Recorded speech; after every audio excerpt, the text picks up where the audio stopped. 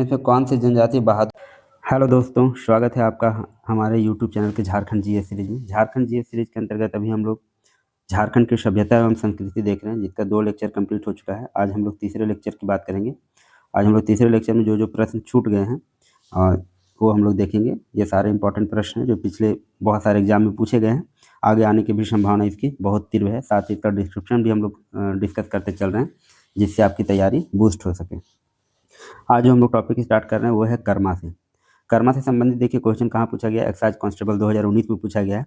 झारखंड के इस लोक नृत्य का नाम एक वृक्ष के नाम पर पड़ा है, ऐसा क्वेश्चन पूछा है। तो किसका नाम पड़ा है, तो कर्मा। कर्मा लोक नृत्य का नाम एक वृक्ष के नाम पर पड़ा है, करम वृक्ष जिसको बोलते हैं हम लोग। करम नृत्य कर्मा पर्व के दौरान किया जाने वाला एक पारंपरिक नृत्य है, ये हम लोग जानते हैं। इस नृत्य में क्या होता है, महिलाएं गीत गाने के साथ साथ शिशकारियां भी मारती है। और खेमटा और भिनुसारी जो है इस नृत्य के 2 भेद हैं, याद रखेंगे, ये बहुत इंपॉर्टेंट है। खेमटा और भिनुसारी, यहाँ से भी क्वेश्चन पूछा जाता है। करम नृत्य के 2 भेद कौन कौन से हैं, खेमटा और भिनुसारी। इस लोक नृत्य का नामकरण करम वृक्ष के नाम पर हुआ है, जिसे लोग सौभाग्य और समृद्धि लाने वाला मानते हैं, करम वृक्ष को। देखिए next question 6th 7th to 10th JPSC में पूछा है। कर्मा नृत्य के 2 प्रकार, देखिए यही पूछा गया है जो अभी हम लोग ऊपर देखे। 2 भेद देखे थे कर्मा नृत्य के, कौन से, खेमटा और भिनुसारी। नेक्स्ट देखते हैं क्वेश्चन पीजीटी 2023 में पूछा गया। निम्नलिखित में से किस नृत्य में कदम वृक्ष की करम वृक्ष की करम होगा, करम वृक्ष की किन्हीं एक शाखा को चावल और दूध से धोने के बाद जमीन को छूने की अनुमति प्रदान नहीं करते हुए एक दूसरे को पारित कर दी जाती है। तो ये किस नृत्य की बात हो रहा है, तो करम नृत्य। करम नृत्य में कदम या फिर करम वृक्ष को किन्हीं एक शाखा को चावल और दूध से धोने के बाद जमीन को छूने की अनुमति प्रदान नहीं करते हुए एक दूसरे को पारित कर दी जाती है, एक दूसरे को आगे बढ़ा दिया जाता है, यह है करम नृत्य। पंचायत सेक्रेटरी 2018 में क्वेश्चन पूछा गया। निम्नलिखित में से किस राज्य का लोक नृत्य है कर्मा। कर्मा किस राज्य का लोक नृत्य है, तो ये झारखंड का भी है, छत्तीसगढ़ का भी है और मध्य प्रदेश का भी है, तीनों का है। कर्मा एक पारंपरिक लोक नृत्य है जो झारखंड, पश्चिम बंगाल, असम, छत्तीसगढ़, उड़ीसा, मध्य प्रदेश और बांग्लादेश में किया जाता है। करम पर्व के अवसर पर यह प्रस्तुत किया जाता है, कर्मा नृत्य। ये कर्मा संबंधित क्वेश्चन थे। देखिए एक धूबिया है, धूबिया नृत्य से कौन सा प्रश्न आए हुए हैं, एसआई में 2017 में पूछा है। झारखंड में धूबिया किसको कहा जाता है, तो धूबिया क्या है, ये नृत्य है। किस समुदाय के द्वारा किया जाता है, धोबी समुदाय के द्वारा धूबिया नृत्य किया जाता है। फिर 11 to 13 जेपीएससी में पूछा है। झारखंड में धूबिया किसको कहा जाता है, फिर से ये पूछा है, तो धूबिया नृत्य है, धोबी समुदाय के द्वारा किया जाता है। नेक्स्ट देखिए एक्साइज कांस्टेबल 2019 में क्वेश्चन पूछा गया है। यह एक लोक नृत्य है जिसका निष्पादन विवाह के दौरान दूल्हे के परिवार में किया जाता है। कौन सा लोक नृत्य का बात हो रहा है, तो डोमकच का। कौन सा नृत्य है जिसका निष्पादन विवाह के दौरान दूल्हे के परिवार में किया जाता है, तो यह है डोमकच नृत्य। अपनी सरलता और कोमलता कारण डोमकच को झारखंड का सबसे लोकप्रिय नृत्य माना जाता है। ये कैसा है, तो स्त्री प्रधान नृत्य है। डोमकच जो है कैसा है, स्त्री प्रधान नृत्य है। कहीं कहीं पुरुष भी इसमें शामिल होते हैं, लेकिन है ये स्त्री प्रधान। डोमकच नृत्य विवाह उत्सव के दौरान वर और वधू के घर आंगन में होता है।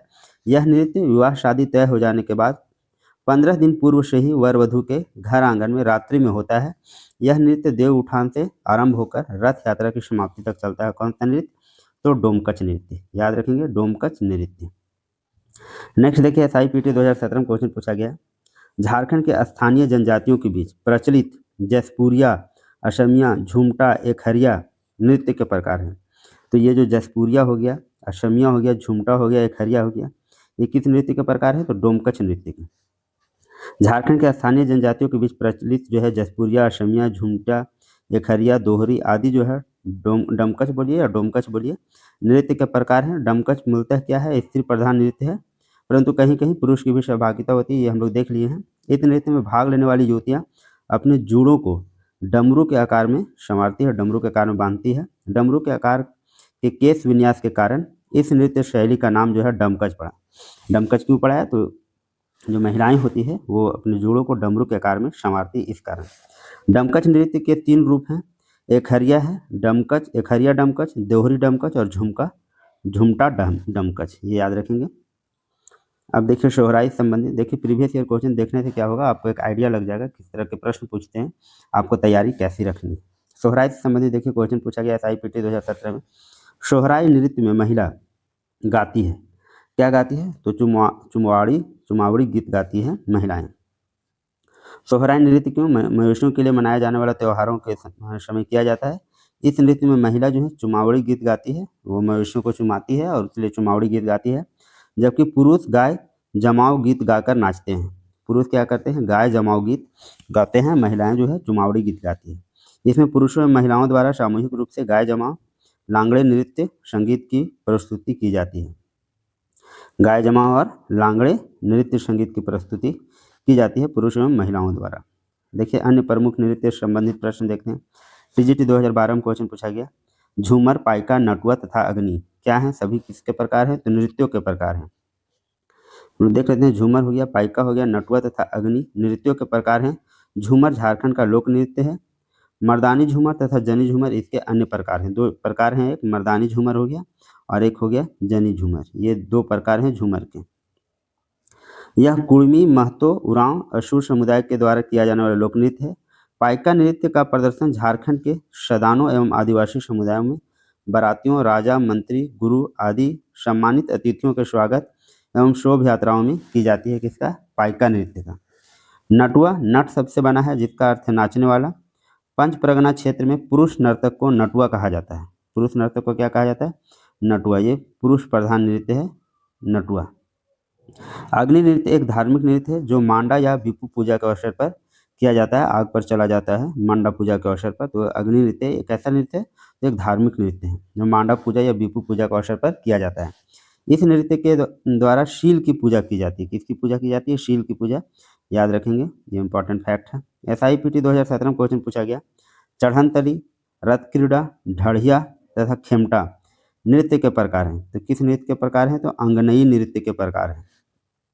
याद रखेंगे, चढ़नतरी हो गया, रथ क्रीड़ा हो गया, ढठिया हो गया, पहिल सांझा, अधरथिया, भिनसरिया, बिहनिया, उधौआ, लहसुआ, डैंडधरा, ठहरौआ, खेमटा आदि जो है अंगनई नृत्य के प्रकार है। यह अंगनई नृत्य के कुछ कुछ प्रकार दिए हुए हैं, आप एक बार फिर से रिवाइज कर लीजिएगा। यह नृत्य महिलाओं द्वारा आंगन या अखड़ा में किया जाता है। किसके द्वारा? महिलाओं द्वारा किया जाता है। इस नृत्य को जनी झूमर भी कहा जाता है। जो अंगनई नृत्य है इसको जनी झूमर भी कहा जाता है। यह नृत्य आषाढ़ महीने शुरू होकर कार्तिक माह के देव उठान तक चलता है। कब तक चलता है? तो आषाढ़ महीने शुरू होता है और यह देव उठान तक चलता है। कौन सा नृत्य?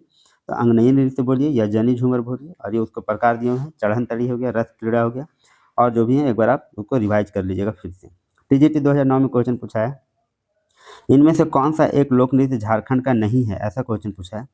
तो झारखंड में पाइका भी है, नटुआ भी है, छऊ भी है। कौन सा नहीं है? तो घूमर नहीं है। ये सब सारे झारखंड के लोग। घूमर कहाँ का है? तो राजस्थान का पारंपरिक लोक नृत्य है। नेक्स्ट देखिए क्वेश्चन, जैसे सीजल 2024 में पूछा गया, झारखंड के छोटानागपुर क्षेत्र में प्रचलित एक लोक नृत्य शैली है और इसमें आपके 4-5 ऑप्शन दिए हुए थे। पंडवानी था, डांडिया रस था, थैयम था और जन्नी झूमर था। तो अभी हम लोग देख लीजिए, जनानी झूमर जो है झारखंड का ही एक प्रसिद्ध लोक नृत्य है। जनानी झूमर एक महिला प्रधान नृत्य है। इस नृत्य में महिलाएं दलों में एक दूसरे के हाथ में हाथ उलझाकर कदम से कदम मिलाकर नृत्य करती है। इसमें एक दल गीत उठाता है जबकि दूसरे दल द्वारा उसे दोहराया जाता है। जनानी झूमर के वादक पुरुष होते हैं। ये लोग क्या करते हैं? ढोल वगैरह, नगाड़ा वगैरह जो भी है बजाते हैं, ये वादक होते हैं। जनानी झूमर में कई भेद उपभेद हैं। अंगनई इसी श्रेणी का नृत्य है। किसका? जनानी झूमर का।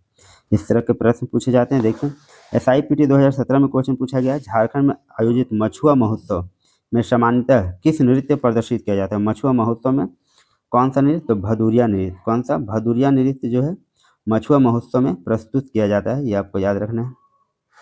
भदुरिया नृत्य भादो महीना में किया जाता है। इस महीने में भादो देवी की प्रतिमा बनाकर यह नृत्य गांव-गांव में होता है। भादो महीने की संक्रांति के दिन प्रतिमा विसर्जन के उपरांत मछुआ महोत्सव का आयोजन किया जाता है, जिसमें प्रसाद के रूप में क्या मिलता है? तो खिचड़ी मिलता है। इसमें एक या एक जोड़ा नर्तक होते हैं जो लड़की का वेश धारण करते हैं। कौन सा नृत्य में?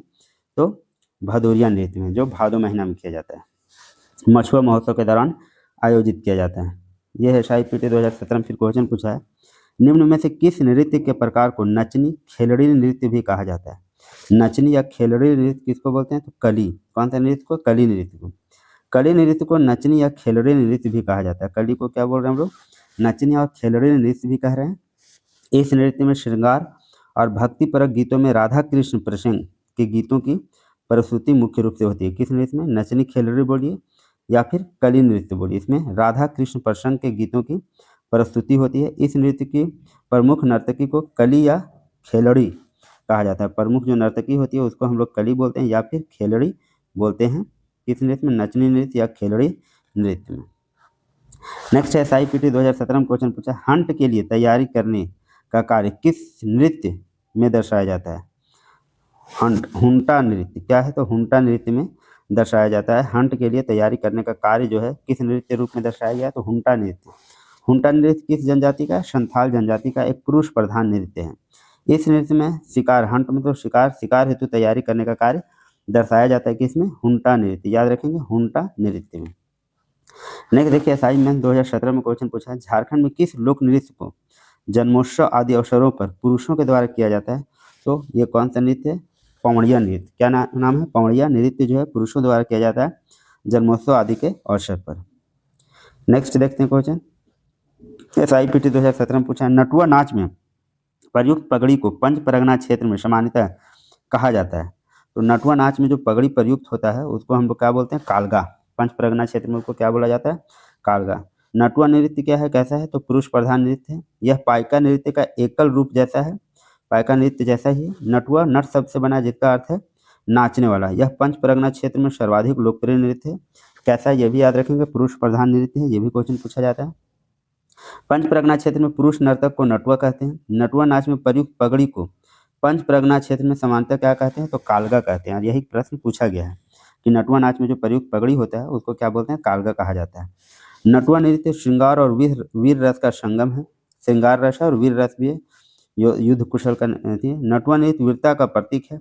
इसमें कलाकार कलाबाजी के प्रदर्शन के माध्यम से यह जताते हैं कि युद्ध के मैदान में वो दुश्मन के साथ किस तरह लड़ते हैं। ये नटुआ नृत्य में दर्शाया जाता है। कैसा नृत्य है? तो पुरुष प्रधान है, मेल डोमिनेटेड है, पुरुष प्रधान नृत्य है। नेक्स्ट क्वेश्चन देखिए, रेवेन्यू स्टाफ 2017 में पूछा, लूरी शायरो झारखंड की जनजातियों द्वारा किया जाने वाला एक प्रकार का क्या है? तो एक प्रकार का एक लोक नृत्य है। क्या नाम है? लूरी शायरो। लूरी शायरो झारखंड की जनजातियों द्वारा किया जाने वाला एक प्रकार का लोक नृत्य है, ध्यान रखेंगे। नेक्स्ट SIPT 2017 में क्वेश्चन पूछा, दशहरा में निम्नलिखित में से कौन सा नृत्य शिक्षक और छात्र दोनों द्वारा एक साथ किया जाता है?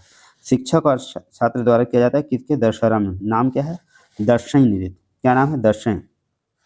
दर्शन मुख्यतः मंत्र विद्या की प्राप्ति के प्रशिक्षण के अवसर पर किया जाने वाला नृत्य संगीत है।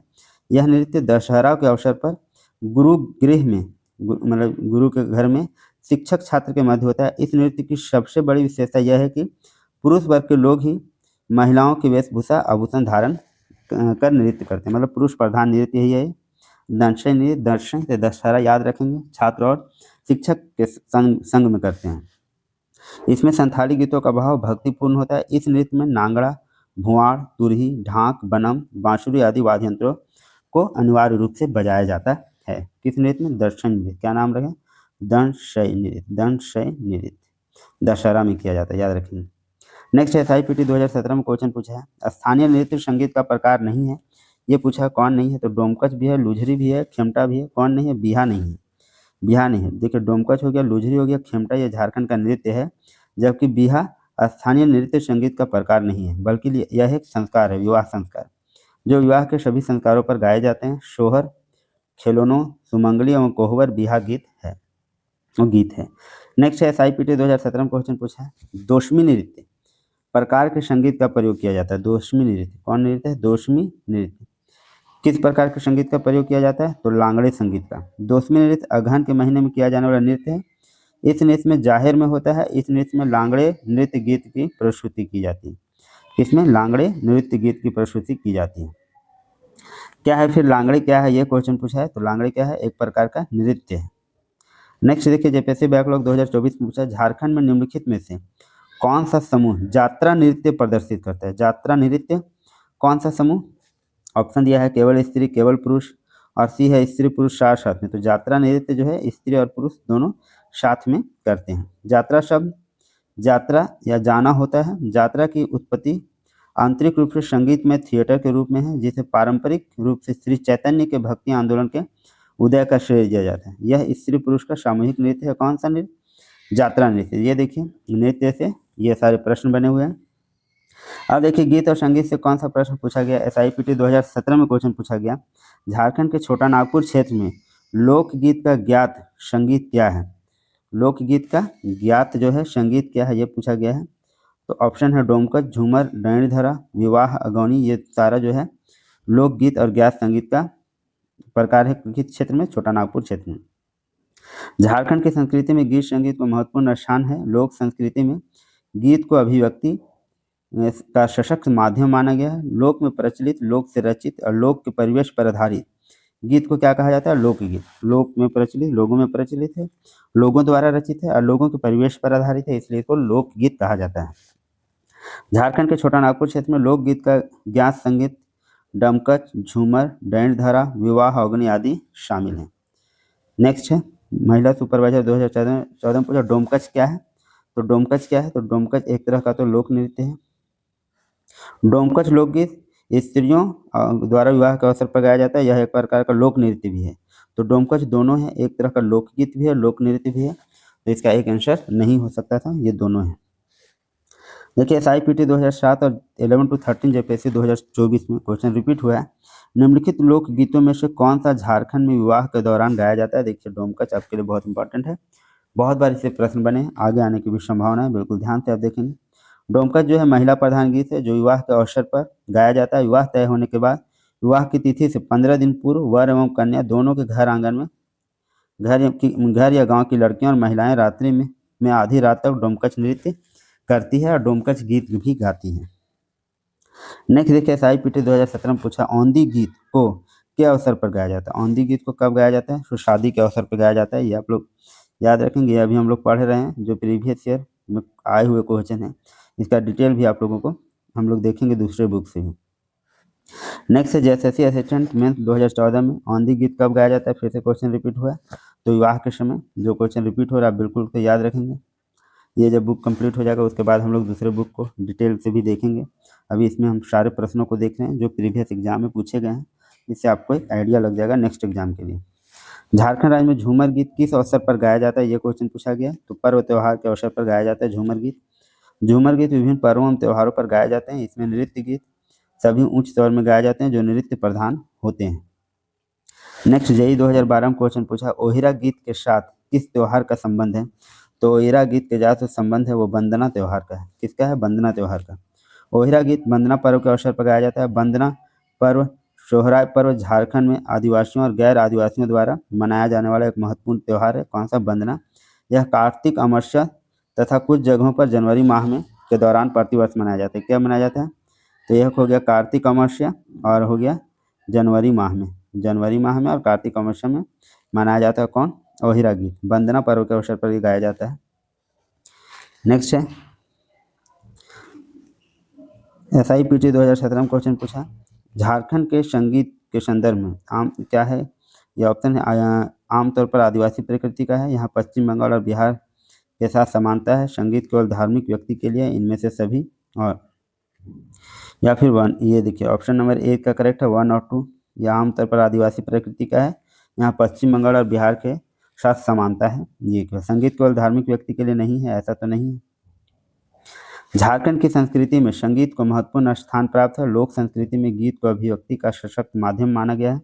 झारखंड के आदिवासी प्रारंभ से ही प्रकृति पूजक रहे हैं। यहाँ का सांस्कृतिक जीवन काफी हद तक पश्चिम बंगाल व बिहार के साथ समानता रखती है। नेक्स्ट देखिए SIPT 2017 में क्वेश्चन पूछा गया झारखंड की कला और लोक संगीत में की सुंदरता परिलक्षित होती है। किसकी सुंदरता, प्रकृति की सुंदरता जो है परिलक्षित होती है झारखंड की कला और लोक संगीत में। झारखंड का लोक संगीत में इसके सांस्कृतिक विरासत की पहचान है। यहाँ की कला और लोक संगीत में प्रकृति की सुंदरता परिलक्षित होती है। ये क्वेश्चन पूछा गया था। IRB 2017 और TGT 2017 में पूछा है झारखंड में लोक संगीत का एक रूप निम्न में से कौन सा है। लोक संगीत का एक रूप कौन है, तो जनानी झूमर। जनानी झूमर जो है लोक संगीत का एक रूप है।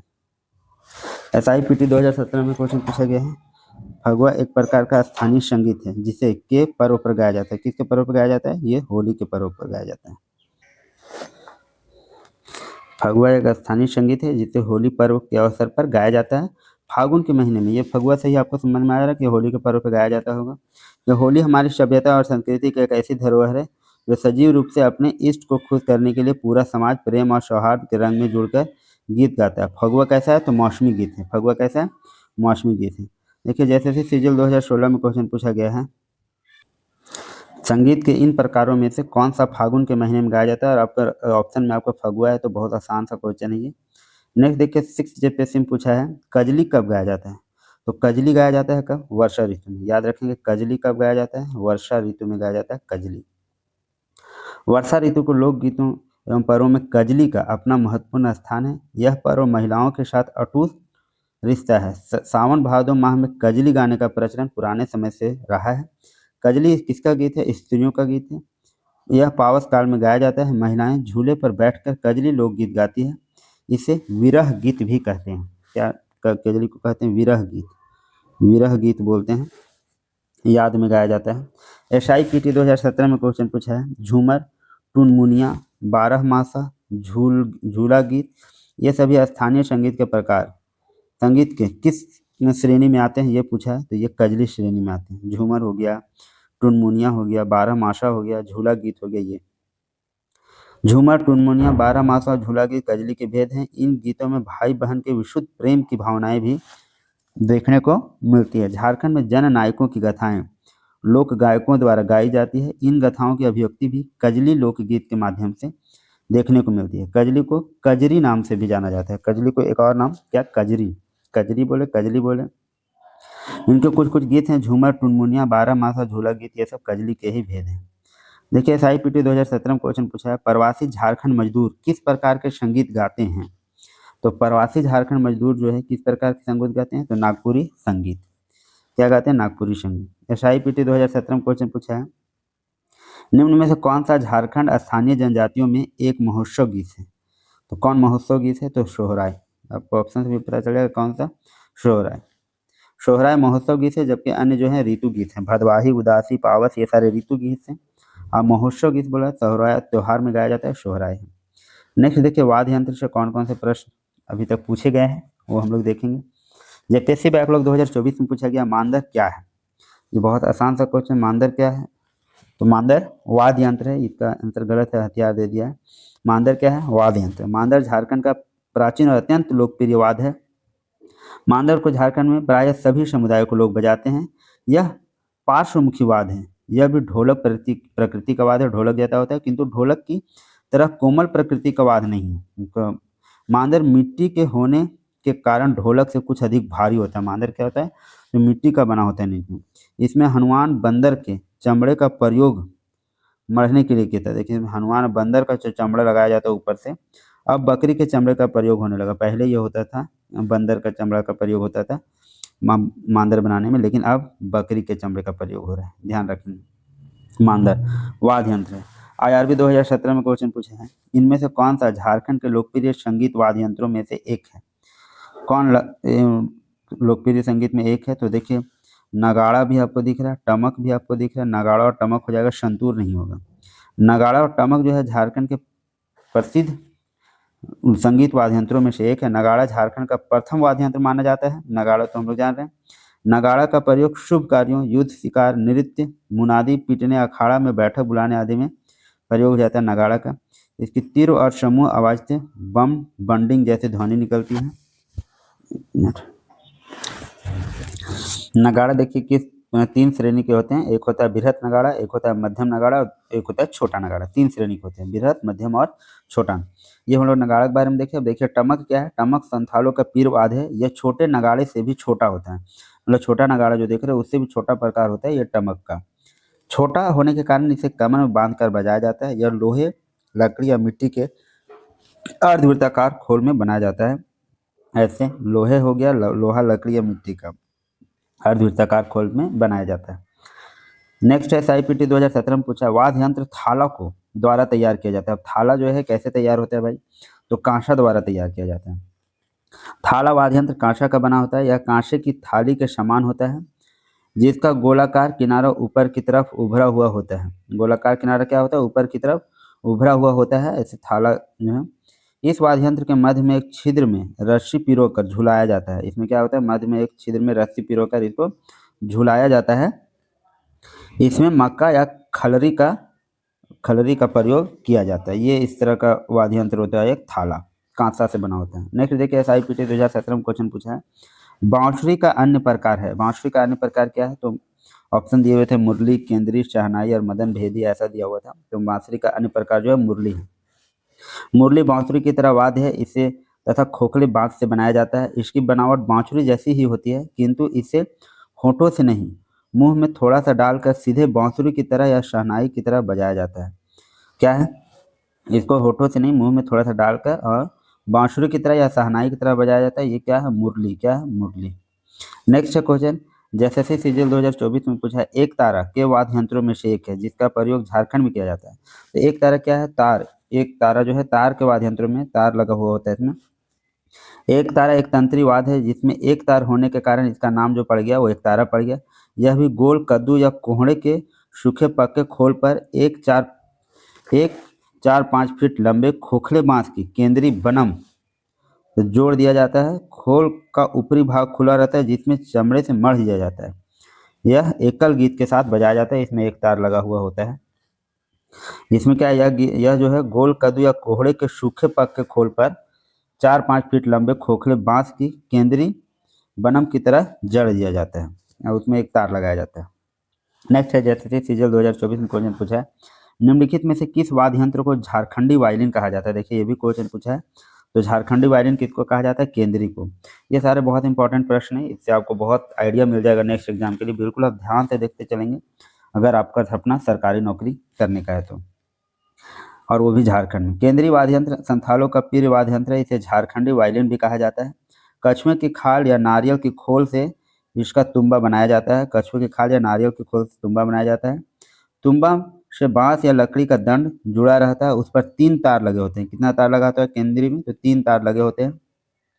घोड़े की पूंछ की बाल से गज बनाया जाता है। गज और दंड तारों की रगड़ से स्वर निकलते हैं। इसका आप इमेज जो है गूगल में सर्च करके देख सकते हैं केंद्री का, जिससे आपको दिमाग में एक आइडिया रहेगा। नेक्स्ट देखिए, नाटक से कौन कौन से प्रश्न पूछे हैं। SIPT 2017 में क्वेश्चन पूछा है, कृष्ण लीला, भंकुली बंका, कीर्तनिया, ये सभी के प्रकार है। ये सभी किसके प्रकार है? तो नाटक के प्रकार हैं। कृष्ण लीला, भंकुली बंका और कीर्तनिया।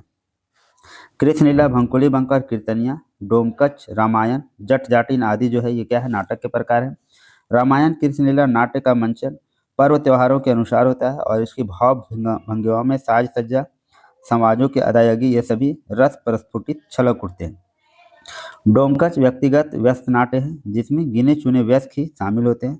इसका सार्वजनिक मंचन नहीं होता। अविवाहितों द्वारा श्रवण से कार्तिक तक जट जाटिन के माध्यम से क्या होता है? गृहस्थ जीवन के उतार चढ़ाव देखे जाते हैं। जट जाटिन में गृहस्थ जीवन के उतार चढ़ाव को दिखाया जाता है। इस अवधि में आयोजित किए जाने वाले भकुली बंका नृत्य आधारित नाट्य है। कीर्तनिया का कई वाद्य की संगीत में कीर्तन के रूप में मंचन किया जाता है। यह भागवत कथाओं पर आधारित होता है। कौन? कीर्तनिया। तो ये जो कुछ इंपॉर्टेंट हम लोग देखें, कृष्ण लीला, भंकुली बंका, कीर्तनिया, डोमकच, रामायण, जट जाटिन, ये सारे जो है नाटक के प्रकार हैं। अब नेक्स्ट जो टॉपिक हम लोग देखने वाले हैं, जनजातीय शिल्प कला एवं चित्रकला, इससे संबंधित कौन से प्रश्न आए हैं। अभी हम लोग जो स्टार्ट कर रहे हैं शिल्प कला। शिल्प कला से कौन सा प्रश्न पूछा है? आयुर्वेद 2017 पूछा है। इनमें से कौन सा शिल्प झारखंड के शिल्प कौशल की एक प्रमुख विशेषता है? कौन सा शिल्प है? इसमें आपके ऑप्शन दिए हुए हैं, पयटकर चित्रकला, छऊ मुखौटा, काशीग्रास, ये है। और बी ऑप्शन जो है 1, 2, 3। तो ये तीनों जो हैं ये शिल्प कौशल की एक प्रमुख विशेषता है झारखंड की शिल्प कौशल की। कौन हो गए? पयटकर चित्रकला, छऊ मुखौटा और काशीग्राम। पयटकर चित्रकला, छऊ मुखौटा एकदम काशीग्रास शिल्प जो है झारखंड शिल्प कौशल की प्रमुख विशेषता है। पयटकर चित्रकला जिसे झारखंड का स्क्रॉल चित्रकारी भी कहा जाता है, ये भी बहुत इंपॉर्टेंट है। झारखंड के स्क्रॉल चित्रकारी किसको कहते हैं? तो पयटकर चित्रकला को। यह प्राचीन काल से झारखंड में विद्वान है। मान्यता के अनुसार इसकी शुरुआत जो है सबर जनजाति द्वारा की गई थी। देखिए बहुत इंपॉर्टेंट ये सारे पॉइंट हैं। पयटकर चित्रकला जिसको स्क्रॉल चित्रकारी भी कह रहे हैं, सबर जनजाति द्वारा इसकी शुरुआत की गई थी। यह चित्रकला गरुड़ पुराण में भी मिलती है। देखिए एक और इम्पॉर्टेंट फैक्ट है इससे रिलेटेड, गरुड़ पुराण में भी इसकी जिक्र है। मुखौटा शिल्प का प्रयोग छऊ नृत्य में किया जाता है। मुखौटा शिल्प का प्रयोग कहाँ किया जाता है? छऊ में। ये मुखौटे पात्र के चरित्र के आधार पर मिट्टी, कागज और कपड़े से तैयार किए जाते हैं। इसे तैयार करने की प्रक्रिया काफ़ी दुरूह होती है। काशी ग्रास झारखंड की एक प्रमुख शिल्प कला है। इस शिल्प को बढ़ावा देने के लिए झारखंड सरकार द्वारा लगातार कार्य किया जा रहा है। काशी ग्रास को एक घास का प्रकार होता है, उससे बनाए जाते हैं अलग अलग तरह के सामान। तो इसको बढ़ावा देने के लिए झारखंड सरकार लगातार कोशिश कर रही है। तो पैटकर चित्रकारी या पैटकर जो शिल्पकला है उसको स्क्रॉल चित्रकारी भी कहते हैं। गरुड़ पुराण में भी इसका जिक्र है। सबर जनजाति द्वारा ये शुरू किया गया। ये सारे पॉइंट आप लोग याद रखेंगे। SIPT 2017 में क्वेश्चन पूछा है, डोकरा कला का प्रयोग होता है। तब डोकरा कला का प्रयोग कहाँ होता है? ऑप्शन थे जानवरों के शिकार में, बुलाई में, खेती में और मूर्तियाँ बनाने में। तो इसका करेक्ट आंसर है मूर्तियाँ बनाने में डोकरा कला का प्रयोग होता है। डोकरा कला दस्तकारी की एक प्राचीन कला है जो झारखंड की संस्कृति का एक अहम हिस्सा है। इस कला में पुरानी मोम कास्टिंग तकनीक का उपयोग करके अत्यंत सुंदर मूर्तियों का निर्माण किया जाता है। डोकरा कला का संबंध धातु शिल्प कला से है। ये जो डोकरा कला है मूर्तियाँ बनाने में जो होता है ये किसका है? तो धातु शिल्प कला से संबंधित है ये। इसमें क्या होता है? मोम कास्टिंग तकनीक का उपयोग करके सुंदर सुंदर मूर्तियाँ बनाई जाती है। कौन सी कला का बात कर रहे हैं हम लोग? डोकरा कला। याद रखेंगे डोकरा कला।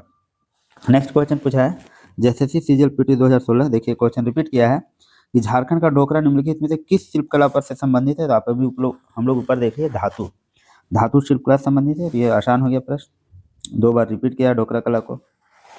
पंचायत सेक्रेटरी 2018 में पूछा है इनमें से झारखंड की जनजातियों का प्राचीन धातु शिल्प। देखिए फिर से ये क्वेश्चन पूछा गया है धातु शिल्प, तो ढोकरा कला या डोकरा कला हो जाएगा, ध्यान रखेंगे।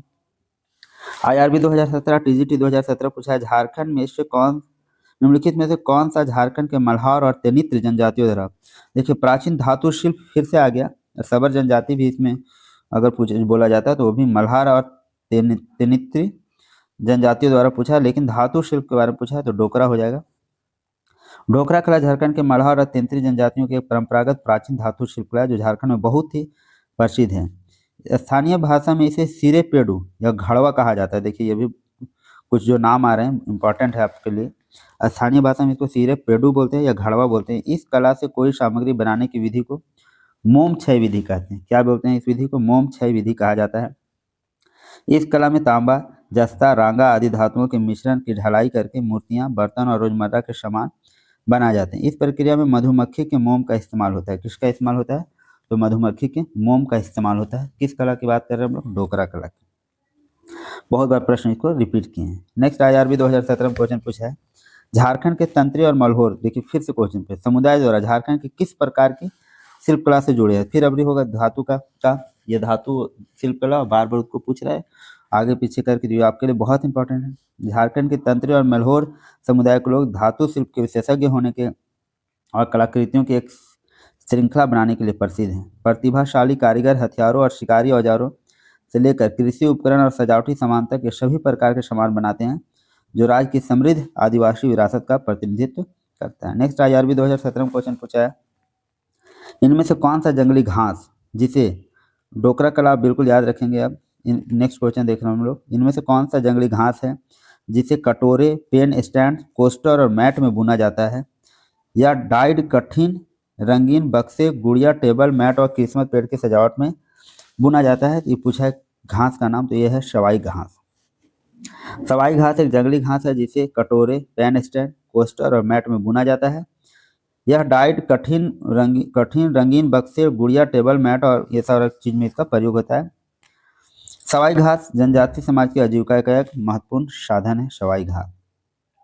देखिए JPSC बैकलॉग 2024 में पूछा है खिलौने बनाने के लिए झारखंड का लेदरा शिल्प किस प्राथमिक सामग्री का उपयोग करता है। तो लेदरा पता चल रहा है फटे टूटे कपड़े से बिस्तर बनाया जाता है, तो फटे चित्र कपड़े से है लेदरा शिल्प। लेदरा शिल्प झारखंड की प्राचीनतम शिल्प है। लेदरा शिल्प में फटे पुराने कपड़ों की 5-6 तहें रजाई की तरह सिल दी जाती है। सिलाई सूतों से की जाती है तथा सिलाई का डिजाइन भी कल्पनाशीलता के आधार पर की जाती है। अध्ययनों के उपरांत यह स्पष्ट होता है कि लेदरा में सोहराई एवं कोहबर चित्रकला के डिजाइन जो है बने होते हैं। बेड बनाया जाता है, बिछावन। झारखंड में प्रागैतिहासिक काल के डिजाइनों की परंपरा आज भी कोहबर, सोहराई और लेदरा शिल्पों में देखी जा सकती है। लेदरा तैयार करने में मुख्यतः पुरानी साड़ी और धोती का इस्तेमाल होता है, ये हम लोग जानते हैं। लेदरा पर स्थानीय फूल, पत्ती, जीव जंतु खासकर बाघ, मोर, मछली डिजाइनें प्रमुखता से बनाई जाती है। लेदरा शिल्प का प्रदर्शन कई बार ऑस्ट्रेलिया में वहाँ के प्रसिद्ध जनजाति शिल्पों के साथ किया जा चुका है। ये लेदरा शिल्प का प्रदर्शन ऑस्ट्रेलिया में किया जा चुका है। नेक्स्ट देखिए, चित्रकला से संबंधित कौन कौन से प्रश्न पूछे हैं। एसआई में 2017 अभी जो हम लोग देख रहे थे उसमें आप डोकरा तो बिल्कुल याद रखिएगा, ये बहुत इंपॉर्टेंट है आप लोगों के लिए। अब हम लोग चित्रकला देख रहे हैं। निम्न कौन से कला का रूप है, देखिए यहाँ से फिर से ये पूछा गया एसआई में। इनमें से कौन से के कला का रूप, इनमें से झारखंड का कला रूप कौन सा है। मधुबनी, तंजौर, कांगड़ा और ढोकरा दिया हुआ, तो ढोकरा हो जाएगा। मधुबनी तो बिहार का है, ढोकरा झारखंड का हो गया। तंजौर जो है तमिलनाडु का हो गया, कांगड़ा कहाँ का हो गया, हिमाचल प्रदेश का। असाइनमेंट क्वेश्चन पूछा है, इनमें से कौन सा झारखंड का कला रूप है। इसमें तंजौर दिया, मधुबनी दिया, कांगड़ा दिया, तीनों ऑप्शन ऊपर सेम रखे और एक दे दिया जादू पटिया। तो जादू पटिया आप याद रखें, संथाल जनजाति में बहुत ज़्यादा फेमस है जादू पटिया चित्रकला। झारखंड की प्रमुख चित्रकला है जो संथाल एवं भीमुज जनजातियों के भूमिज जातियों के बीच प्रचलित है। जादू का अर्थ चित्रकार और पटिया का अर्थ होता है कागज या कपड़ा। छोटे छोटे टुकड़े को जोड़कर बनाया जाने वाला चित्र फलक है। इस चित्रकला को प्रदर्शित करने वालों को जादू पटुआ या जादू पट कहा जाता है। नेक्स्ट क्वेश्चन देखें, असाइनमेंट 2017 में क्वेश्चन पूछा गया, निम्नलिखित में से कौन सी कला झारखंड की है। तो झारखंड की कला है, तो फिर से देखिए वही तंजौर, मधुबनी और कांगड़ा एक ही ऑप्शन को रिपीट करता है बार बार झारखंड के प्रश्न में। तो कुर्मी और मुंडा एक नया ऑप्शन आपका आ रहा है। कौन सी कला झारखंड की है, तो कुर्मी और मुंडा। कुर्मी और मुंडा कला का संबंध जो है झारखंड से। कुर्मी सोहराई की एक विशिष्ट शैली है जहाँ कपास और कील के साथ दीवार के अग्रभाग पर स्केचिंग की रूपरेखा को तोड़ा जाता है और इसका उपयोग खंडित कमल को खरोचने के लिए किया जाता है। बेहवाड़ा की कुर्मी जनजाति इस कला का प्रदर्शन करती है। नेक्स्ट में देखिए, असाइनमेंट 2017 में पूछा, इनमें से कौन सा झारखंड के कला के रूप में से एक है। फिर से वही क्वेश्चन ऑप्शन सारे रिपीट किए हैं। एक दिया हुआ है गंजू, तो गंजू कला जो है झारखंड का कला रूप में से एक है। गंजू चित्रकला में पशुओं, वन्य तथा पालतू जानवरों एवं वनस्पतियों की तस्वीर बनाई जाती है। इस चित्रकला के माध्यम से संकटग्रस्त जानवरों के रीति रिवाजों को भी दर्शाया जाता है। गंजू चित्रकला। नेक्स्ट देखिए, साईपीटी 2017 में क्वेश्चन पूछा है, निम्नलिखित चित्रों में से कौन सी खतरनाक जानवरों के रस्म को दर्शाया गया। ये कुछ चित्र होगा, तो गंजू चित्रकला था वो कैंसर। एक्साइज कांस्टेबल 2019 में क्वेश्चन पूछा है, निम्न में से कौन चित्रकला की शैली नहीं है। तो चित्रकला की शैली कौन है, जादू पटिया तो है, संथाल भित्ति चित्र भी है, उरांव भित्ति चित्र भी है। लहसुआ जो है ये चित्रकला की शैली नहीं है। लहसुआ क्या है, नृत्य का प्रकार है। नेक्स्ट कांस्टेबल 2016 में क्वेश्चन पूछा गया, इनमें से कौन सी झारखंड राज्य के लोक चित्रकला में एक है। तो लोक चित्रकला में कौन सा एक है, सोहराय। सोहराय चित्रकारी वर्षा के बाद घर की लिपाई पुताई के क्रम से शुरू होती है। इस चित्रकारी का संबंध जो है सोहराय पर्व से है, जो दिवाली के एक दिन बाद मनाई जाती है। यह हजारीबाग जिला में प्रसिद्ध चित्रकला है, इसको जीआई टैग में मिला है। स्पेशल ब्रांच 2019 में क्वेश्चन पूछा, स्क्रॉल चित्रकला का श्रेय झारखंड की निम्न जनजातियों को। स्क्रॉल चित्रकला संथाली जनजाति, पैटकर चित्रकला भी इसको बोलते हैं। पैटकर चित्रकला भी हम लोग ऊपर देखे थे इसमें। एसआईपीटी 2017 में क्वेश्चन पूछा है, संथाली समुदाय के मान्यताओं को उकेरने वाली चित्र निम्नलिखित में से कौन सा है। तो कौन सा है, जादू पटिया। जादू पटिया संथाल और भूमि जनजाति में ज़्यादा फेमस है। संथाल समुदाय के मान्यताओं को उकेरने वाली चित्रकला जादू पटिया है। यह चित्रकला संथाल परगना प्रमंडल में अत्यंत प्रसिद्ध है, खासकर दुमका एवं जामताड़ा जिले में। इस चित्रकला में बाघ देवता के जीवन के बाद दृश्यों का चित्रण किया गया। इन चित्रों की रचना करने वाले संथाली भाषा में क्या बोलते हैं, जादू बोलते हैं। याद रखेंगे, जादू बोलते हैं। जैसे सीजीएलपीटी 2012 में क्वेश्चन पूछा, चित्रकला की कला जादू पटिया किसकी विशेषता, ये पूछा तो संथालों की है, अभी हम लोग देख लिए। टीजीटी 2009 में पूछा, इनमें से कौन सी झारखंड की चित्रकला शैली है। ऐसा दिया था, जादू पटिया आपका ऑप्शन था, करेक्ट हो जाएगा। पीजीटी 2023 में पूछा, झारखंड के संथाली आदिवासी लोगों के घरों की बाहरी दीवारें जिन्हें ओला कहा जाता है, एक रंग की पैटर्न दर्शाती है। एक क्या हो गया, एक 10 रंग का पैटर्न सपोर्ट करती है। इसका देख लेते डिटेल। झारखंड के संताली आदिवासी लोगों की पारंपरिक दीवार कला उड़ीसा के मयूरभंज और केंदुझर के आसपास के क्षेत्र से मिलती जुलती है। संथाली झोपड़ी को ओला कहा जाता है, ये हम लोग देख लिए थे। यह 10 रंग पैटर्न को सपोर्ट करता है। कितना रंग पैटर्न को, 10। इनका घर आमतौर पर एक आयताकार या एल आकार की जमीन की योजना पर आधारित होता है और पुआल और टेराकोटा टाइल्स से ढका होता है, मतलब खपड़ा वगैरह होता है, ऊपर जो इनका छत होता है उसमें खपड़ा वगैरह या फिर पुआल वगैरह होता है। यह बाहरी द्वार पर अद्भुत रंगीन कलाओं और चित्रों के साथ बेहद आकर्षक, मतलब बाहर जो है दीवारों पर बहुत सारा वो चित्रकला प्रदर्शित करते हैं, 10 कलरों में आता है। पीजीटी 2023 में क्वेश्चन पूछा है, झारखंड में सबसे परिचित चित्रकारी कौन से हैं? सबसे परिचित चित्रकारी की बात करें, सोहराय है और कोहबर है। कोहबर चित्रकला झारखंड में पाई जाने वाली सदियों पुरानी गुफा चित्रों का विकसित रूप है। हजारीबाग की कोहबर चित्रकला के चित्रकार इस क्षेत्र के आदिवासी हैं। मिट्टी की दीवारों पर प्राकृतिक एवं खनिज रंगों से बनाया जाने वाला चित्रण पूरी तरह से महिलाओं द्वारा किया जाता है। कोहबर के चित्रों का विषय सामान्यतः प्रजनन, स्त्री पुरुष संबंध, जादू टोना होता है। ये इनका सब्जेक्ट है, प्रजनन हो गया, स्त्री पुरुष संबंध हो गया और जादू टोना हो गया। कोहबर चित्रकार जिनका प्रतिनिधित्व पतियों, पशु पक्षियों, टोने टोटके ऐसे प्रतीक चिन्हों द्वारा किया जाता है जो वंश की वृद्धि के लिए प्रचलित एवं मान्य है, जैसे बांस, कछुआ, हाथी, मछली, मोर, सांप, कमल या अन्य फूल आदि। ये सब चित्र दर्शाया जाता है जो वंश वृद्धि के लिए प्रचलित है। इसके अलावा शिव की विभिन्न आकृतियों और मानव आकृतियों का प्रयोग भी होता है। ये चित्र घर की बाहरी अथवा भीतरी दीवारों पर पूरे आकार में अंकित किए जाते हैं। कोहबर चित्रकला। नेक्स्ट है टीजीटी 2017 में क्वेश्चन पूछा है, झारखंड के कोहबर और सोहराई चित्रकारी नाजुक और सुंदर कला का रूप है जो मुख्य रूप से किसके द्वारा अभ्यास किया जाता है? तो ये किया जाता है विवाहित महिलाओं के द्वारा। किसके द्वारा किया जाता है? विवाहित महिलाओं के द्वारा ये किया जाता है। देख लेते हैं इसका डिस्क्रिप्शन। कोहबर एवं सोहराई कला झारखंड की दो मुख्य कला है। यह दोनों चित्रकला मानव सभ्यता के विकास को दर्शाती है। इस दोनों चित्रकला में नरसैंगिक रंगों का उपयोग किया जाता है। यह हजारीबाग में ज़्यादा प्रचलित है। कोहबर के चित्रों का विषय सामान्यतः प्रजनन, स्त्री पुरुष संबंध, जादू टोना, यह भी हम लोग ऊपर देखें, जिनका प्रतिनिधित्व पतियों, पशु पक्षियों, टोने टोटके आदि प्रतीक चिन्हों द्वारा किया जाता है।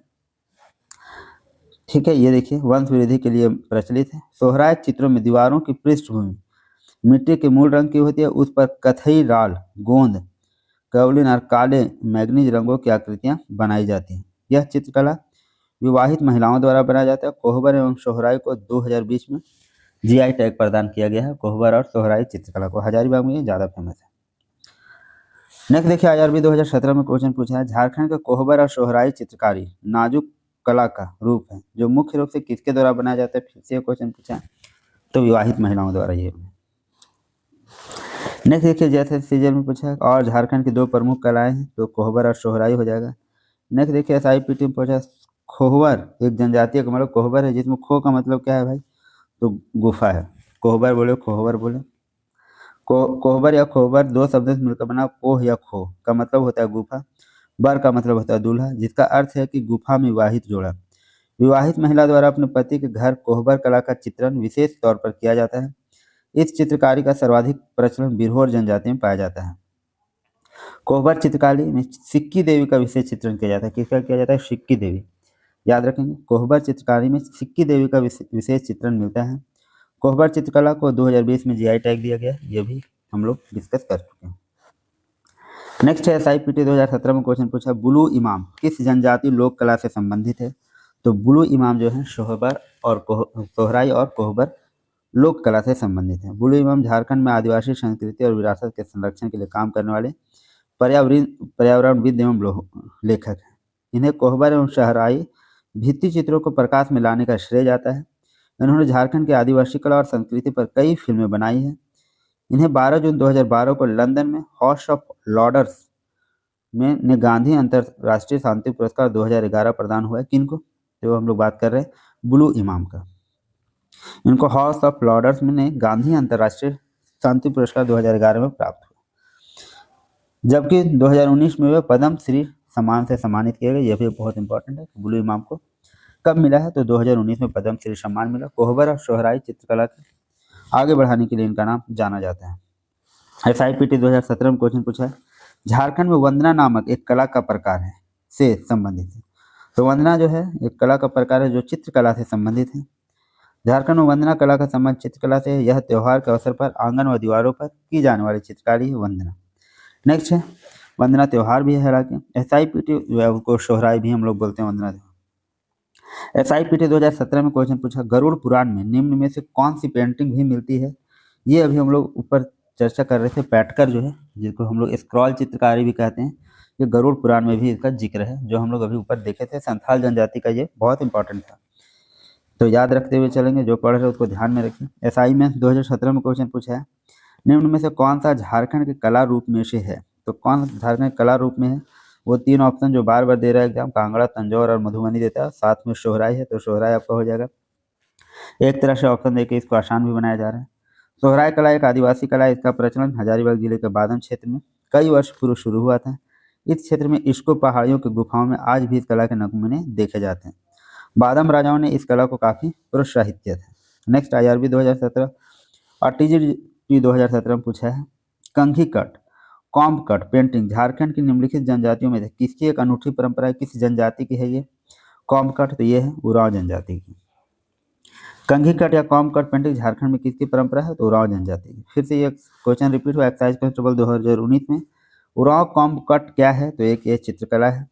नेक्स्ट है पैतकर पेंटिंग के संदर्भ में, जिसको स्क्रॉल चित्रकारी भी कहते हैं, और जो स्क्रॉल चित्र संथाल जनजाति में बहुत फेमस है। क्या है? यह लोक चित्रकला है, बिल्कुल होगा। यह भारत का सबसे पुराना आदिवासी चित्रकला है। इसे स्क्रॉल पेंटिंग के रूप में जाना जाता है। यह गंदे कागज पर किया जाता है। ये सारे के सारे जो है सही हैं। गंदे कागज पर भी किया जाता है। भारत का सबसे पुराना आदिवासी चित्रकला है, और स्क्रॉल पेंटिंग भी कहते हैं। सबर जनजाति के द्वारा इसको किया गया था। देखिए, पैटर्न चित्रकला को लोक चित्रकला है। यह भारत का सबसे पुराना आदिवासी चित्रकला है। यह चित्रकला झारखंड के पूर्वी सिंहभूम आमादुबी गांव क्षेत्र में अत्यंत प्रसिद्ध चित्रकला है। इस कारण इस गांव को पैटकर का गांव कहा जाता है। किसका? कौन सा गांव? पूर्वी सिंहभूम में आमादुबी गांव है, जिसमें ये बहुत ज़्यादा फेमस है, इसलिए इसको पैटकर का गांव भी कहा जाता है। इस चित्रकला को झारखंड का स्क्रॉल चित्रकला भी कहा जाता है, ये भी याद रखेंगे। इसकी शुरुआत सबर जनजाति द्वारा की गई थी। इस चित्रकला के द्वारा जनजातियों द्वारा विभिन्न कहानियों तथा स्थानीय रीति रिवाजों का वर्णन किया जाता है। इसके माध्यम से जीवन के बाद होने वाली घटनाओं का भी वर्णन किया जाता है। किस माध्यम से?